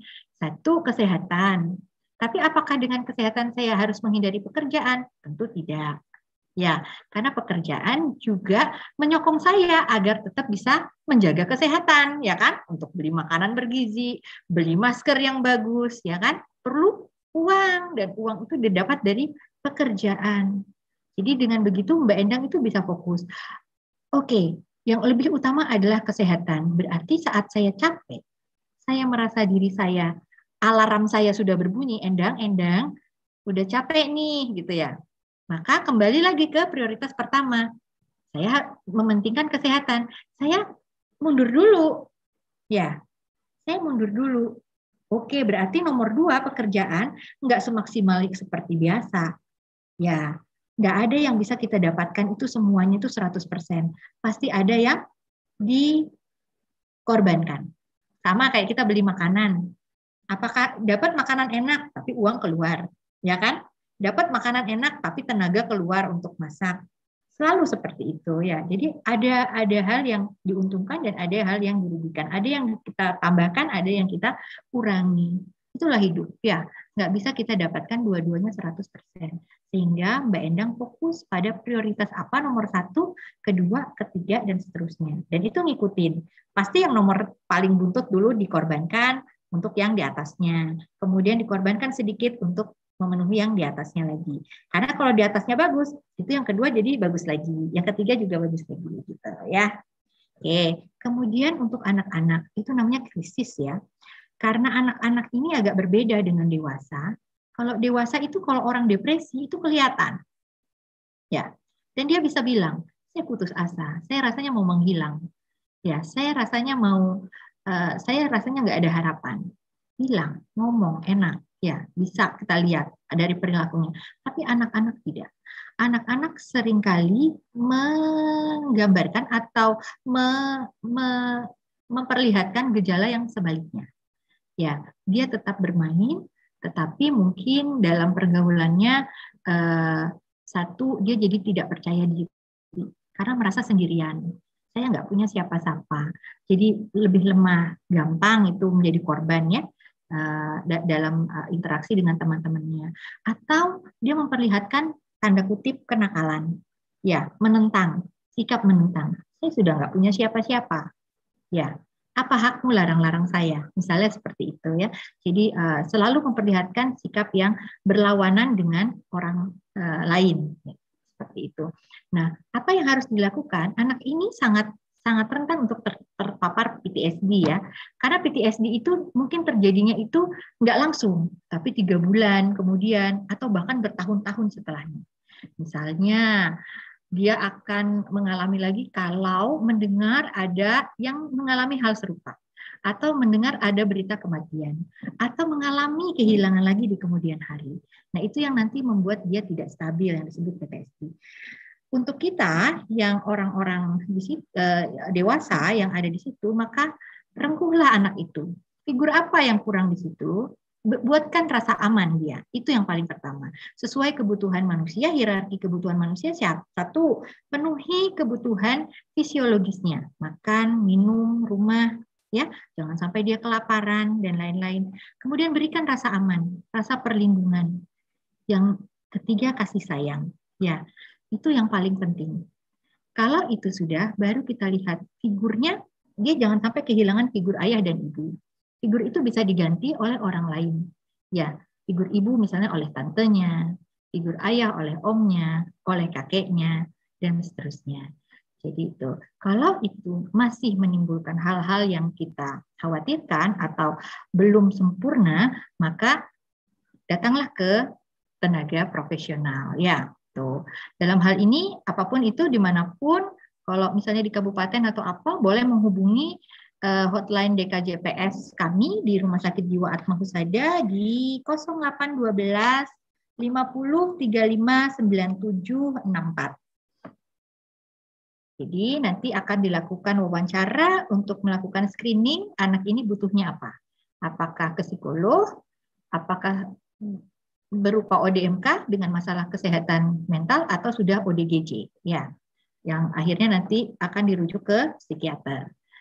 Baik. Ya, baik. Itu dia penjelasannya sangat komprehensif sekali. Sekali lagi saya ulang lagi ya, bisa menghubungi nomor telepon di 0812 50 35 97 64. Benar dok ya? Ya. Ya, oke. Baik, sekarang kita berlanjut lagi. Jika ada pertanyaan yang mau disampaikan langsung juga silakan. Kami masih mempersilakan untuk teman-teman yang mau raise hand untuk kemudian menyampaikan pertanyaan secara langsung. Saya kembali ke kolom chat dokter. Ini masih ada pertanyaan. Kali ini pertanyaan dari Fajar Apriani. Begini dok, bagaimana cara membantu orang tuanya ini usia lanjut dok, yang sedang isoman namun sudah berjalan 3 minggu dengan kondisi sudah lebih baik, tapi cenderung suka melebih-lebihkan sisa-sisa gejala yang dialami demi mendapatkan perhatian lebih dari anak-anaknya yang berada di luar kota. Padahal anak-anaknya sudah memberi perhatian secara online melalui telepon, WA, video call. Tetapi yang diharap itu bisa datang langsung padahal sedang PPKM. Mohon pencerahannya Dr. Yeni. Dr. Yeni, halo? Halo? Sepertinya terkendala dengan ini ya, jaringan ya. Halo Dr. Yeni? Masih nge-freeze gambaran Dr. Yeni ya? Nah, sambil menunggu Dr. Yeni gabung kembali, oke, sudah. Dr. Yeni? Sepertinya suaranya belum dok, ya, belum diaktifkan. Jadi sudah 3 minggu isoman, sudah lebih baik. Ya. Namun orang tuanya, ini dok ya, namun orang tuanya itu cenderung kadang suka melebih-lebihkan sisa-sisa gejala yang dialami demi mendapatkan perhatian lebih dari anaknya yang berada di luar kota. Padahal anaknya ini sudah memberikan perhatian melalui online, baik telepon, WA, video call. Yang diharap oleh orang tuanya itu adalah datang langsung, sementara kondisinya lagi PPKM. Begitu. Ini bagaimana dok? Baik, ya orang tua memang agak unik ya. Jadi setiap orang tua yang anaknya jauh itu seringkali namanya mengalami sindrom sarang kosong ya. Jadi sarangnya itu sudah kosong, sehingga butuh perhatian yang lebih. Tadi dengarkan bahwa pada kondisi seperti ini, mereka sudah melalui satu stresor yang besar ya, melalui isoman ya, dan hasilnya baik. Apa yang harus dilakukan anaknya? Dengarkan. Ya, tadi ya berapa kali tuh dalam fase enjer, dalam fase bergening, mama sih sudah sembuh, tapi mama ini masih ngerasa nggak enak nih bernafasnya gitu ya. Mungkin masih ada nih sisa-sisanya. Mama sih sudah bisa cium makanan, tapi nafsu makannya belum kembali. Kayaknya gitu ya, dan lain-lain. Khawatirnya gitu, kemarin itu sakitnya, untung aja mama sembuh. Coba kalau misalnya enggak gitu kan ya, kamu lo enggak sempat lihat mama gitu dan lain-lain. Tidak perlu dibahas. Jadi orang tua itu kita selalu, bukan cuma orang tua sih, pada semua orang yang punya harapan tertentu, maka hal terbaik untuk kita adalah dengarkan. Agreeing to disagreeing. Dengarkan aja dulu. Jangan langsung bilang, nggak bisa, Ma. Ini lagi PPKM mikro. Itu di mana-mana itu dilarang. Banyak aturannya. Ya, itu langsung kejedot. Jelek gitu ya. Nah, harapannya tidak tersampaikan dengan baik. Dengarkan. Oh, Mama kangen ya. Saya juga kangen. Ya kan? Itu yang paling penting, bahwa oh dia juga kangen sama saya, hal yang sama, saya juga pengen pulang. Memang kayaknya tuh gini ya, pada orang-orang tertentu untuk melakukan itu kayaknya aduh lebay banget sih gitu ya, tapi itu kadang perlu pada anak kecil dan pada orang tua. Ingat ya, orang tua kita kadang-kadang mengalami regresi sedikit ke arah anak kecil, manja kadang-kadang ya, itu hal alamiah. Mungkin kita pun nanti sudah tua begitu. Ya, karena merasa apa? Merasa ada rasa tidak berdaya, ada rasa tidak berguna, dan itu dikompensasi dengan hal seperti itu. Ya, jadi dengarkan, agreeing to disagreeing. Oh ya, mengerti ya dengan empati, rasa rindu beliau, udah 1 tahun lebih nggak ketemu. Ya, empati kita rasakan. Kira-kira kalau saya jadi ibu saya, anaknya nggak datang-datang setahun lebih, itu gimana? Apa sih yang dia rasakan? Ya, jadi kita tahu, baru nanti disagree-nya pelan-pelan. Saya juga pengen banget, Ma, mudah-mudahan cepet ya, Ma, ini selesai. Jadi saya bisa pulang, ya. bisa segera sowan gitu. Jadi jangan langsung di-cut ya. Iya. Jadi intinya begitu dok ya, dengarkan ya. Semua orang mau didengarkan. Betul. Ketika dokter mengatakan begitu, jadi saya teringat juga komunikasi saya dengan orang tua tanpa sadar tiba-tiba kalau masih ingat ini langsung nggak begitu gitu, langsung keluar semua data-datanya, entah itu rilis, angka, hasil-hasil penelitian, jurnal, enggak dok ya. Nah, tapi menarik gitu ya, sangat sederhana, tapi kadang kita sering lupa. Hari ini kita diingatkan dengan hal yang sederhana dan bisa kita praktekkan. Kita kembali ke pertanyaan dok. Ini ada pertanyaan lagi dari Diana Agustina, FKULM ya. Ketika kita punya keyakinan bahwa kalau toh entar positif COVID, kita hanya OTG atau dapat gejala ringan karena yakin punya badan yang fit dan rajin olahraga, dan teman-teman sekitar kita yang positif juga nggak parah-parah banget gejalanya. Namun saat kita terinfeksi COVID, ternyata kondisi kita seperti dihantam dengan keadaan sakit parah, panik dan juga shock, depresi, dan takut harus dirawat di rumah sakit. Ini gimana ini dok? Menarik ini tidak hanya dirasakan mungkin oleh penanya yang mengetik di kolom chat ya, mungkin banyak juga di antara kita yang di Zoom meeting ini juga merasakan begitu. Silakan dok. Benar. Jadi bukan hanya yang sakit yang mempertanyakan itu kadang-kadang pada dirinya, yang di luaran juga bilang, wih dia itu rajin olahraga, fit gitu ya, badannya bagus, kayaknya nggak ada komorbid, kok bisa ya gitu. Seringkali kan kita dengar begitu. Nah, yang punya diri pun begitu pasti. Saya ini loh sudah rajin olahraga, saya sehat, saya fit banget. Tapi kok saya nih gejalanya nih begini gitu ya, sedang gitu ya, gejala sedang sampai gejala berat misalnya. Anggaplah seperti itu. Apa yang harus dilakukan sepanjang dia menyadari itu? Tadi di yang fase yang naik turun tadi saya katakan, saat kita shock dan ada rasa denial sedikit yang kita alami, apa yang harus kita lakukan? Cari informasi banyak-banyak. Ya, informasi tentu yang akurat dari ahlinya. Kenapa sih ini bisa terjadi sama saya? Apa sih gejala-gejalanya? Gitu. Apakah COVID itu hanya menyerang yang berkomorbid atau menimbulkan gejala pada yang berkomorbid? Semakin kita membaca yang baik, yang jurnal yang benar ya, informasi yang benar, maka rasa itu akan akan berangsur-angsur akan berkurang. Karena pasti ada tata caranya lagi. Kalau merasa ini harus begini. Ini mungkin gejala ini dirasakan sampai hari keberapa, kemudian akan begini. Ini kenapa gejala ini muncul? Kenapa anosmia muncul? Oh ini karena mekanismenya seperti ini. Oh dipengaruhi juga oleh ini, oleh berapa jumlah virusnya, virulensinya, misalnya jenis virusnya dan seterusnya. Jadi cari informasi yang valid sebanyak-banyaknya di saat itu untuk merasionalkan pikiran kita. Ya. Jadi itu perlunya orang lain, tapi orangnya yang tentu yang terpercaya ya. Jadi kalau misalnya pas sakit ya, kalau ada teman dokter ya temannya dulu yang dihubungin, yang dokter bukan temannya yang lain gitu ya, yang mungkin kurang kompeten untuk menjawab hal itu. Ya, baik Diana. Itu sudah terjawab. Nah ini lagi dok, ini pertanyaan ini datangnya, ini pertanyaan khusus dari teman-teman tenaga kesehatan di rumah sakit ya dok ya, di MUIS nih dok, teman-teman ada menitipkan pertanyaan kepada saya yang mungkin juga dirasakan oleh banyak sekali tenaga kesehatan dok ya. Begini dok, bagaimana kami para tenaga kesehatan yang notabene tahu ilmu dalam penanganan COVID dan punya akses langsung memantau di rumah sakit selama perawatan walaupun lewat CCTV dan laporan langsung dari yang merawat.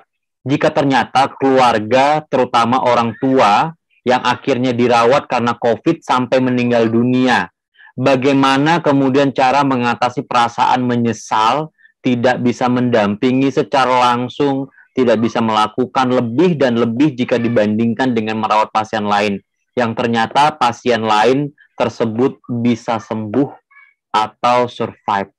Dokter Yani, silakan dok. Baik.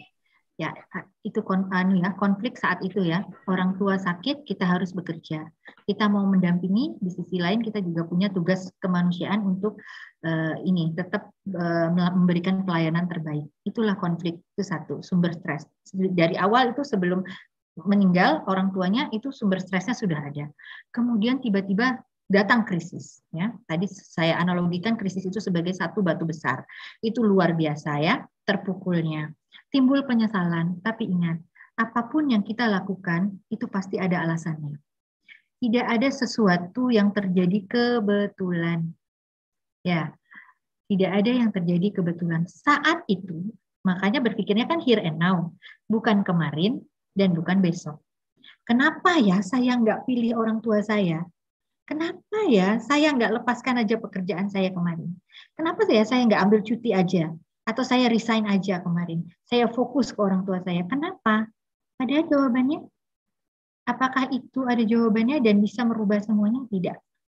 Justru itu akan jadi satu senjata baru untuk menikam kita. Ya, karena penyesalan kemarin. Ingat, pada saat kemarin, saat kita memutuskan untuk tetap bekerja dan tidak mendampingi orang tua, itu pasti ada alasannya. Ya kan? Ada sesuatu di balik itu sampai kita memutuskan, itulah yang kita lakukan. Ya, saya nggak apa-apa, saya kerja aja. Orang tua saya dirawat di rumah sakit. Ada alasannya pasti. Dan kita nggak tahu yang besok terjadi saat itu kita putuskan untuk mengambil tindakan itu. Jadi tekan kembali tombol off-nya. Tidak berpikir kemarin, karena itu hanya menjadi sumber stres yang baru. Apa yang harus dilakukan sekarang? Sekarang saya seorang nakes, orang tua saya meninggal, ya. Karena ini, itu semua kehendak Tuhan, apa yang harus saya lakukan? Untuk yang meninggal, tentu didoakan sebagai seorang anak yang berbakti, terus memberikan pelayanan terbaik, karena apapun yang kamu lakukan terbaik, pasti juga imbasnya akan ke orang tuamu, ya, sudah mendidik dengan baik, ya, melahirkan anak yang luar biasa. Jadi itu yang kita fokuskan sekarang dan di sini. Apa sih yang sekarang terjadi? Ya, kenyataannya apa sih yang saya hadapi sekarang? Apakah ini bisa langsung, Dok? Enggak. Perlu latihan. Itu dilatih. Jadi menekan tombol off itu dilatih sampai akhirnya piawai untuk itu. Samalah kita belajar musik ya. Sampai kita tuh nggak pakai acara mikir. Kayak naik mobil ya, nggak mikir mau tekan gas atau rem, nggak mikir. Itu otomatis terjadi. Tapi itu perlu latihan. Stop gitu ya, tarik nafas, buang nafas sambil fokus. Ya, sama kayak latihan sholat. Untuk khusyuk itu perlu dilatih, nggak mungkin tidak. Ya, baik. Ya itu dia jawabannya ya. Mudah-mudahan bisa membantu. Saya sangat yakin juga ini tidak dirasakan oleh teman-teman tenaga kesehatan yang tadi pertanyaannya diminta dibacakan, disampaikan ke Dokter Yeni. Saya yakin juga di luar banyak sekali yang merasakan demikian. Tadi Dokter Yeni sudah mengatakan bahwa mindfulness, Dok ya, lakukan yang sekarang gitu ya. Dan itu perlu proses. Saya kembali ke pertanyaan, banyak sekali pertanyaan-pertanyaan yang bagus banget, Dok, yang hari ini juga masuk ini ya. Sekarang saya menuju ke pertanyaan dari Theophilus Hanya. Dokter Yeni, saya sudah vaksin 2 kali. Minggu lalu demam panas dan sakit kepala. Selasa ke rumah sakit di swab hasilnya positif. Saya nggak hilang penciuman atau tidak hilang pengecap rasa seperti ciri-ciri penderita COVID lainnya. Ini sudah 5 hari isoman. Stres, ya, karena tidak bisa ketemu keluarga. Juga saya jadi bertanya apakah benar saya COVID. Sampai kapan saya harus isoman? Hari-hari ini lama banget saya lalui, stres di kamar aja, bingung dengan banyaknya saran untuk minum obat ini, jamu ini, herbal ini, itu banyak banget. Nah, ini bagaimana, Dok, katanya, Dok? Mengatasi stresnya maksudnya? Iya, bagaimana kemudian mengatasi stres yang terjadi itu? Oke. Baik, Pak Theophilus Hanye. Mungkin ada banyak yang mengalami seperti ini ya, sudah vaksin 2 kali, kemudian terpapar COVID ya dengan pemeriksaan PCR ternyata positif dengan gejala demam dan sudah 5 hari isoman. Itu pasti ada pertanyaan, ya ampun saya ini loh sudah vaksin, sudah lengkap, sudah prokes, ternyata masih positif gitu ya, harus isoman. Kembali lagi kembali ke titik here and now itu. Sekarang kondisinya saya ini sekarang apa? Oh saya lagi sakit, saya terpapar. Fokusnya apa? Doanya apa? Ya, fokus pada doa Anda. Doanya pasti ingin sembuh. Maka sembuhlah. Apa yang harus dilakukan untuk sembuh? Itu tadi. Aduh, malesnya lihat obat banyak gitu ya, apalagi kayak obat antivirusnya ya, hari pertama sudah 16 tablet gitu ya, hari pertama, kedua, hari ketiga sampai hari ke-5 gitu kan ya. Ngelihatnya aja males, vitamin gede-gede lagi. Kalau vitamin itu kan tabletnya besar-besar. Namun kembali lagi fokus pada doamu. Apa sih doamu? Sembuh. Apa yang harus dilakukan untuk sembuh? Ini salah satunya, minum obat. Apalagi salah satunya isoman. Isoman untuk apa? Agar kita fokus untuk istirahat dan tidak menularkan ke orang lain. Jadi walaupun berat rasanya, tetapi karena kita fokus pada doa kita, pada keinginan kita, satu itu, jadi kayak punya energi. Oh ya, karena saya inginkan itu. Saya inginkan sembuh. Jadi apapun akan saya lakukan untuk sembuh. Beda dengan kalau masih ada denial-denialnya. Saya ingin sembuh, Pak, tapi saya tuh kok heran ya, masih heran. Saya ini sudah vaksin, apa yang salah? Ini jangan-jangan vaksinnya nggak kerja, ini jangan-jangan vaksinnya palsu, ini jangan-jangan vaksinnya itu nggak ada manfaatnya, dan seterusnya. Jadi masih ada denial kecil, itu hilangkan. Ya, fokus pada apa yang terjadi pada Anda sekarang. Karena dengan denial itu hanya memakan energimu. Ya, menghambur-hamburkan energimu yang harusnya kamu lakukan untuk sembuh. Oke? Ya, baik. Dokter Yeni, sebelum nanti kita selesaikan dok ya, karena hari ini kita akan selesaikan tepat di pukul 11 waktu Indonesia Tengah. Nanti juga di akhir akan ada penyampaian closing statement selain dari Dokter Yeni juga dari Bu Direktur. Dan Dokter Yeni, nanti saya akan bacakan beberapa pertanyaan yang akan kembali masuk. Tapi kita jeda sejenak. Wah, ini sudah kayak siaran aja saya rasanya ya. Jangan kemana-mana, kita akan jeda sejenak. Setelah ini kita akan kembali untuk membahas satu pertanyaan lagi, atau mungkin ada lebih begitu ya, tapi nanti kita akan jawab dengan lebih jelas lagi, masih bersama dengan Dr. Yeni, masih dalam Bincang Sehat bersama Muiz. Kita ikuti satu pesan, ini terkait dengan ajakan untuk melakukan donor plasma, yang saat ini itu sangat dibutuhkan oleh saudara-saudara kita, kerabat yang saat ini sedang berjuang untuk menghadapi COVID-19 yang sedang sangat butuh banget begitu. Dan ini ada ajakan atau himbauan dari pemerintah Kota Samarinda. Kita saksikan dulu videonya, kita akan segera kembali dalam Bincang Sehat bersama Muiz.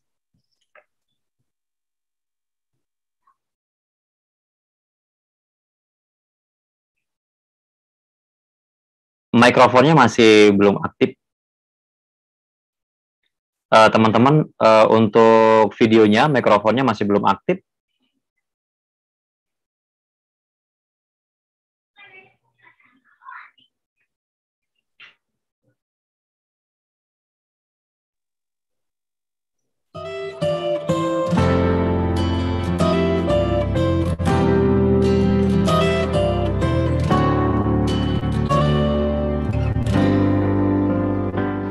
Samarinda sekarang menghadapi perkembangan COVID-19 yang semakin meningkat. Banyak saudara-saudara kita yang saat ini sedang berjuang melawan virus COVID-19. Mereka sangat membutuhkan bantuan kita. Jika Anda penyintas COVID-19, jadilah pahlawan untuk Samarinda. Saya Rusmadi Wongso, Wakil Wali Kota Samarinda, mengajak Anda semua untuk bergabung bersama kami dengan cara mengisi tautan di bawah ini. Jadilah pahlawan plasma. Be a hero, save lives. Samarinda butuh kalian. Kita menyerah, kita harus saling menjaga dan menguatkan hingga Tuhan menolong kita. Ya baik, masih bersama dalam Bincang Sehat bersama Muiz. Kita sudah melewatkan tadi perbincangan yang sangat luar biasa. Banyak sekali pertanyaan yang sudah dijawab oleh Dr. Yeni berkaitan dengan bagaimana mengatasi kecemasan, kekhawatiran, stres di masa pandemi COVID-19 seperti sekarang. Sebelum nanti mengakhiri, kita sekarang sudah merapat di 10.45 waktu Indonesia Tengah ya. Saya akan bacakan dulu satu pertanyaan ini dari Ibu Siti Komaria. yang menanyakan begini, Dokter Yeni. Assalamualaikum, Dokter Yeni. Saya ingin bertanya, saat ini keluarga saya sedang isoman, semua, termasuk ibu dan adik saya. Awalnya saya yang terkonfirmasi lebih dulu, lalu 10 hari berjalan ibu saya terkonfirmasi positif, dan akhirnya saya memutuskan untuk merawat beliau yang dengan komorbid dan sampai akhirnya dirawat di rumah sakit. Dan setelah hari ke-7 ternyata anggota keluarga yang lain di rumah pun terkonfirmasi positif juga. Pada hari ke-15 di rumah sakit, ibu sudah meminta pulang dan akhirnya kami putuskan untuk membawanya pulang. Dan saat ini masih terus isoman dengan kondisi ibu masih lemah. Bagaimana caranya agar dapat menyemangati beliau supaya dapat survive? Karena saat ini beliau merasa dikucilkan oleh semua anggota keluarga. Silakan Dokter Yani. Mikrofonnya masih belum aktif. Waalaikumsalam, Ibu Siti Kumariah. Baik Ibu. Mohon izin Dokter Yani, teman-teman di host ya, bisa dinonaktifkan terlebih dahulu mikrofonnya agar tidak mengganggu. Teman-teman di Diskominfo tadi masih aktif ya setelah kita putar video. Oke, baik. Sekarang sudah bisa. Silakan Dokter. Oke. Baik, silakan Dokter Yani. Kita pastikan dulu komunikasi kita ini berjalan dengan lancar. Silakan Dokter Yani. Oke. Terima kasih Bu Siti Kumariah. Jadi tadi kalau dari runtutan cerita kronologis dari yang Mas Made katakan, saya sangat setuju saat Ibu mengatakan ingin pulang setelah perawatan hari ke-15 dan kalian memutuskan untuk mengikutinya. Sebagai seorang psikiater, saya tidak bilang kenapa harus pulang gitu ya. Harusnya harus tuntas, tidak ya. Karena tadi saya berpegang pada apapun yang diputuskan saat itu pasti ada alasannya. Ya, jadi alasan dari ibu dan alasan dari kalian untuk mengikutinya, itu satu. Alasan dari ibu itu juga harus didengarkan. Apa yang membuat ibu ingin pulang? Apa yang dia pikirkan? Apa yang dia inginkan? Ya, karena itu sangat penting juga untuk meningkatkan rasa semangatnya, rasa keinginan untuk sembuhnya, dan seterusnya. Begitupun kalian, agar tidak ada rasa rasa pertentangan atau kemudian penyesalan di kemudian hari. Itu sangat penting untuk kesehatan jiwa di masa mendatang. Jadi, satu, apapun keputusan memulangkan ibu, saya rasa itu tidak perlu untuk dibahas kembali, tapi dijalanilah fokus lagi ke here and now. Apa yang harus saya lakukan karena ini sudah di rumah. Jadi tidak ada lagi pembicaraan bahwa harusnya saya nggak bawa balik, harusnya saya tetap berkeras pada ibu bahwa ibu harus di rumah sakit dan seterusnya. Sekarang ibu itu jadinya isoman di rumah tapi lemas. Nah, satu hal bahwa lemas itu satu bisa karena dia dengan usianya ya, usia dengan sakitnya, dan yang kedua bisa jadi karena ada faktor psikologis yang lain. Karena tadi merasa tidak berdaya, yang awalnya bisa jalan sendiri, jadi nggak bisa. Yang awalnya bisa makan sendiri, jadi nggak bisa. Yang awalnya bisa benerin bantal sendiri, sekarang harus dibantu, dan seterusnya. Jadi ada perasaan tidak berdaya, tidak berguna dibanding sebelumnya. Dan ada perasaan dikucilkan, walaupun mungkin orang tidak bermaksud seperti itu ya, karena mungkin masih menjaga jarak tadi ya. Ibu mungkin ada yang mengatakan, oh ibu mungkin masih menularkan dan seterusnya untuk anggota keluarga yang lain sehingga menghindar. Sehingga apa yang harus saya lakukan? Dengarkan ibu. Minta dia bercerita apa yang dia rasakan. Jadi bukan dari persepsi kita. Mungkin ibu ini kayaknya sensitif ya. Mungkin ibu ini merasa diabaikan ya.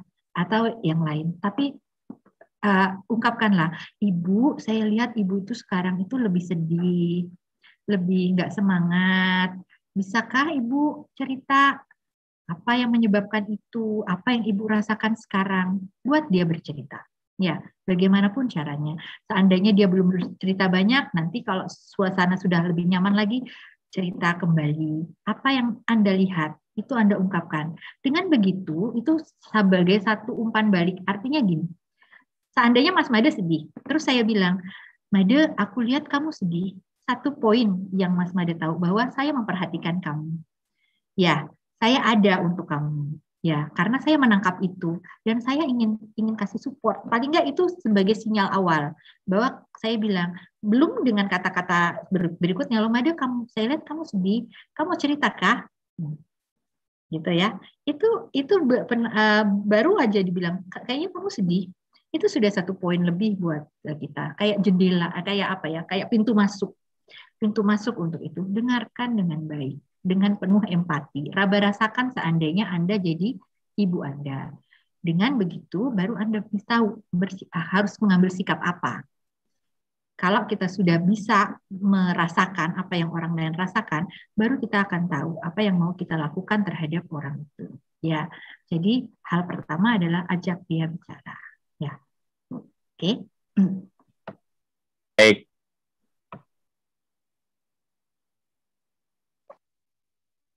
Kayaknya saya nggak dengar suaranya Mas Made. Keluar. Oh iya, sekarang saya yang diingatkan lagi ya. Iya, karena saking semangatnya kadang-kadang lupa ngeklik gitu ya. Baik, itu tadi jawaban dari Dokter Yani sangat luar biasa ya. Kita nggak terasa sampai sudah hampir merapat di pukul 11 waktu Indonesia Tengah. Kami informasikan buat teman-teman yang masih punya pertanyaan, silakan disampaikan melalui akun media sosial, baik di IG bisa, di Facebook bisa, ya di media sosialnya Rumah Sakit Umum Daerah IAMUI Samarinda begitu. Dan ini sudah hampir di penghujung begitu. Sebelum nanti saya ke Dr. Raima, ke Ibu Direktur, saya minta closing statement dulu dari Dr. Yani. Dr. Yani, pesan apa yang ingin disampaikan sebagai penutup kita hari ini, Dok? Sebelum nanti ada beberapa informasi yang penting juga yang akan disampaikan. Baik, jadi pesan saya adalah selalu jaga keterhubungan. Ya, sebagai makhluk sosial, selalulah jaga keterhubungan dengan orang lain. Baik itu saat kalian isoman maupun pasca isoman. Isoman itu terkonfirmasi positif, bukan hal yang negatif. Jadi, bicaralah sepanjang kalian memerlukan. Dan carilah pertolongan bila itu kalian rasakan perlu. Pesan sponsor, jangan lupa untuk menghubungi program DKJPS kami di Rumah Sakit Jiwa Atma Husada tadi di nomor 0812 50 35 9764. Dan saya tutup dengan pantun. Saya tadi sempat bikin pantun pas iklan. Jalan-jalan ke Muara Kaman. Jangan lupa makan ikan jelawat. Walaupun sekarang sedang isoman, tetap sehat dan semangat. Yeay. Cakep ya. Mantap. Ya, itu baru jedanya sekitar 1,5 menit ya. Gimana kalau jedanya sampai 3 menit, 4 menit, bisa jadi banyak pantunnya ya. Terima kasih Dokter Yani atas keceriaan dan ilmunya yang luar biasa hari ini. Tapi kita belum berakhir sampai di sini. Saya juga ingin menyampaikan pertanyaan. Ini pertanyaan yang tadi di awal sudah saya sampaikan. Tapi sebelum ke pertanyaan, saya bawa juga sama buat teman-teman ya. Buat semangatnya teman-teman, saya mau ngasih semangat juga buat teman-teman yang sudah terus tune in ya, kerja keras ya, buat teman-teman tim promosi kesehatan Rumah Sakit Umum Daerah IAMUI Samarinda yang juga bekerja sama dengan teman-teman di Dinas Komunikasi dan Informatika Kota Samarinda. Saya tadi dapat informasi teman-teman sebagian sambil ngurus anak di rumah, sambil matangin dulu, memastikan acara ini dapat berjalan dengan lancar. Karena acara ini akan terus berlanjut, continue sebagai bentuk kontribusi yang diberikan oleh Rumah Sakit Umum Daerah IAMUI Samarinda untuk berbagi, saling menguatkan hari ini. Nah, saya akan melalui media sosial, melalui media sosial ada masuk pertanyaan begini nih Dok. Saya minta Bu Direktur mungkin bisa menjawab atau memberikan informasi terkait dengan kapan sih ada vaksin di Samarinda, Dok. Kemudian juga ada dari Rizka Ervianis ya. Kemudian juga dari Tuah 17, tolong saya mau pulang ke Pekanbaru tapi vaksin di Samarinda sulit sekali. Dokter Syarifah, ada informasi mengenai vaksin untuk Samarinda, Dok? Oke, mungkin tidak terlalu panjang tentang vaksin. Jadi saya sarankan download aplikasi Peduli Lindungi, daftar di sana. Apabila sudah daftar, pilihlah vaskes yang terdekat. Ya, paling bagus puskesmas. Pilihlah puskesmas yang terdekat atau klinik. Di sana ada pilihannya, dan kemudian silakan selalu update dengan klinik atau puskesmas yang dipilih. Ya. Vaksin ini kita given ya dari pusat. Jadi apa yang ada itu akan kita laksanakan. Itu bisa saya sampaikan tentang vaksinasi. Baik, kemudian itu, yang tadi, yang silakan. ingin ke Pekanbaru, itu tadi sebenarnya kita harus menghormati keputusan pemerintah pusat mengenai prinsip containment. Mengapa kok diminta ada surat bukti bahwa telah divaksin baru boleh berangkat? Itu sebenarnya merupakan prinsip supaya meminimalisir perpindahan orang antar pulau sehingga kita bisa memutus rantai penularan COVID ini. Jadi mohon pemahaman semua pihak agar bisa bersabar dulu, begitu ya. Ini pertanyaan tiap hari ada ke saya. Kalau minta bantuan, tolong dok bikinkan. Aduh. Dan jangan lupa sudah terbongkar ada mafia sertifikat vaksin palsu ya, udah ditangkap oleh polisi ini, itu ya kemarin ya. Nah, jadi hati-hati ya. Semua kebijakan pemerintah kita ikuti saja. Di sana ada memang tujuannya agar kita bisa bersama-sama menghentikan pandemi ini. Ada sedikit pantun ini. Depan rumah tanam kembang. Tempat bermain si anak kumbang. Meski COVID datang bagaikan badai dan gelombang, tetap tegar, setegar karang. Semoga bisa menjadi semangat bagi kita semua. Satu lagi nih boleh nih pantun ya. Ini mengenai hal boleh, silakan dokter. Jadi bincang sehat ini adalah salah satu bentuk edukasi yang saya sangat berterima kasih difasilitasi oleh pemerintah Kota Samarinda supaya bisa seluas-luasnya bisa menyentuh masyarakat gitu ya. Nah, ini ada pantunnya nih. Dari mana Pangeran Tembayat? Dari Arab Kota Mekah. Belajar itu sepanjang hayat, bukan hanya di sekolah. Ya, cakep. Demikian Mas Made. Masih ada pantun lagi, Bu? Nggak ada. Iya, baik, terima kasih Bu Direktur sudah memberikan pantun. Banyak ya. Saya simpan ya untuk minggu depan lagi ya. Untuk minggu depan, karena kita akan ketemu lagi dalam Bincang Sehat di hari Rabu dan Sabtu ya, hari Rabu dan Sabtu. Sebagai bocoran dulu, Rabu ini, tapi bentar dulu, jangan saya sampaikan dulu informasinya, terakhir saya sampaikan. Sebelum saya menyampaikan informasi mengenai apa tema yang akan dibahas di hari Rabu minggu depan, saya ingin juga menyampaikan terlebih dahulu informasi mengenai hotline ya, beberapa nomor telepon layanan telekonsultasi dan juga layanan telepon untuk ke Satgas. Ini dapat disaksikan buat teman-teman ya, untuk masyarakat Kota Samarinda, layanan telekonsultasi isoman COVID-19 Puskesmas Kota Samarinda sudah dapat Anda akses melalui nomor telepon yang tertera yang sekarang ada di layar ya, sudah ditampilkan nama-nama puskesmas dan nomor teleponnya. Jadi untuk Anda yang ada di Samarinda mungkin sedang isoman atau ada pertanyaan yang perlu dikonsultasikan, bisa menghubungi nomor telepon terdekat puskesmas terdekat. Selain layanan telekonsultasi isoman COVID-19, juga ada informasi mengenai nomor hotline COVID-19 Satgas tingkat kecamatan sekota Samarinda. Ini sama-sama melindungi, sama-sama menjaga, sama-sama support. Jadi perlu dilaporkan tidak hanya melalui tim siaga 112, Samarinda siaga 112, tapi juga melalui hotline COVID-19 Satgas tingkat kecamatan sekota Samarinda. Mulai dari sambutan sampai ke Palaran ya, sudah ada nomor teleponnya. Itu informasi singkat terkait dengan nomor yang bisa dihubungi. Kemudian, untuk minggu depan, kita bicara mengenai isoman untuk ibu hamil sudah. Kita berbicara terkait dengan latihan pernapasan, secara fisik apa yang harus dilakukan sudah. Dan hari ini juga kita bicara mengenai bagaimana mengatasi stres. Minggu depan, di hari Rabu, kita mau bicara apa ya? Kita akan bicara tentang kesehatan anak di masa pandemi COVID-19.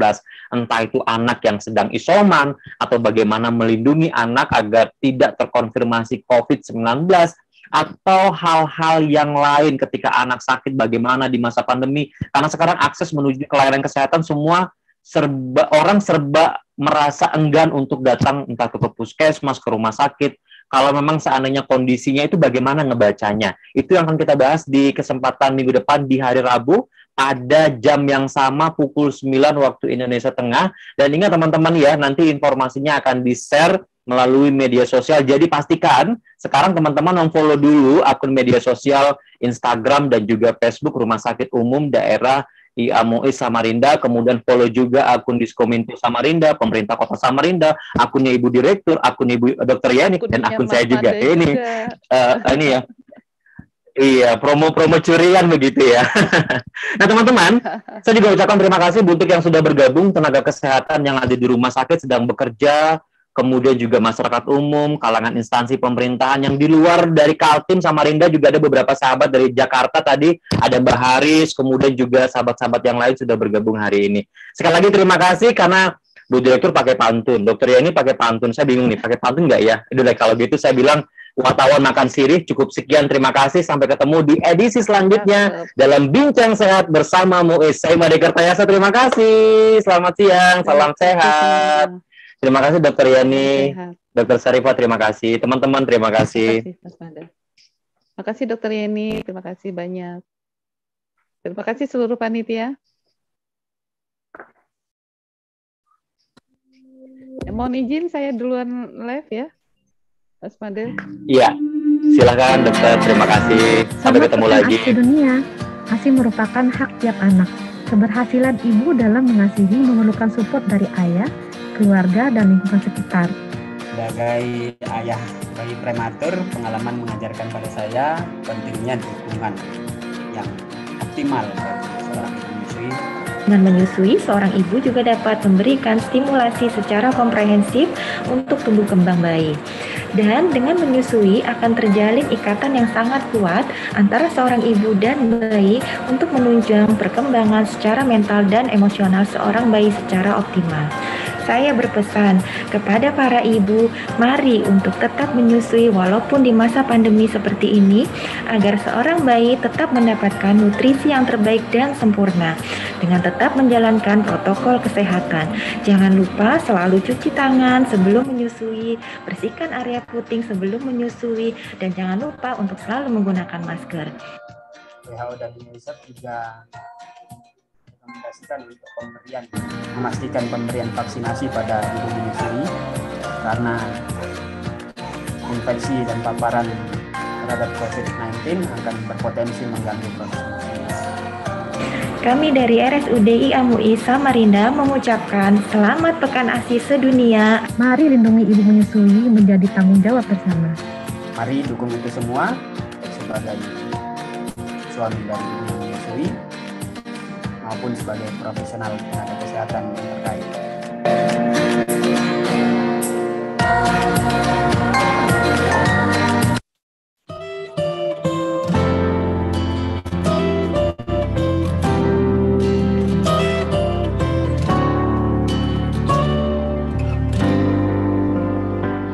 Samarinda sekarang menghadapi perkembangan COVID-19 yang semakin meningkat.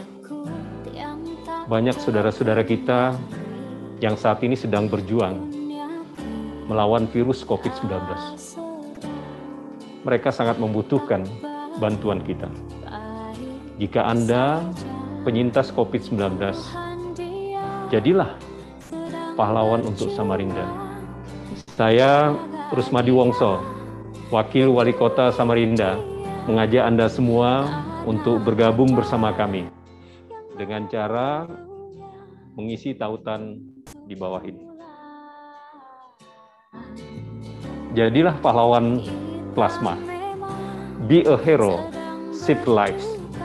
Samarinda butuh kalian. Kita menyerah, kita harus saling menjaga dan menguatkan hingga Tuhan menang.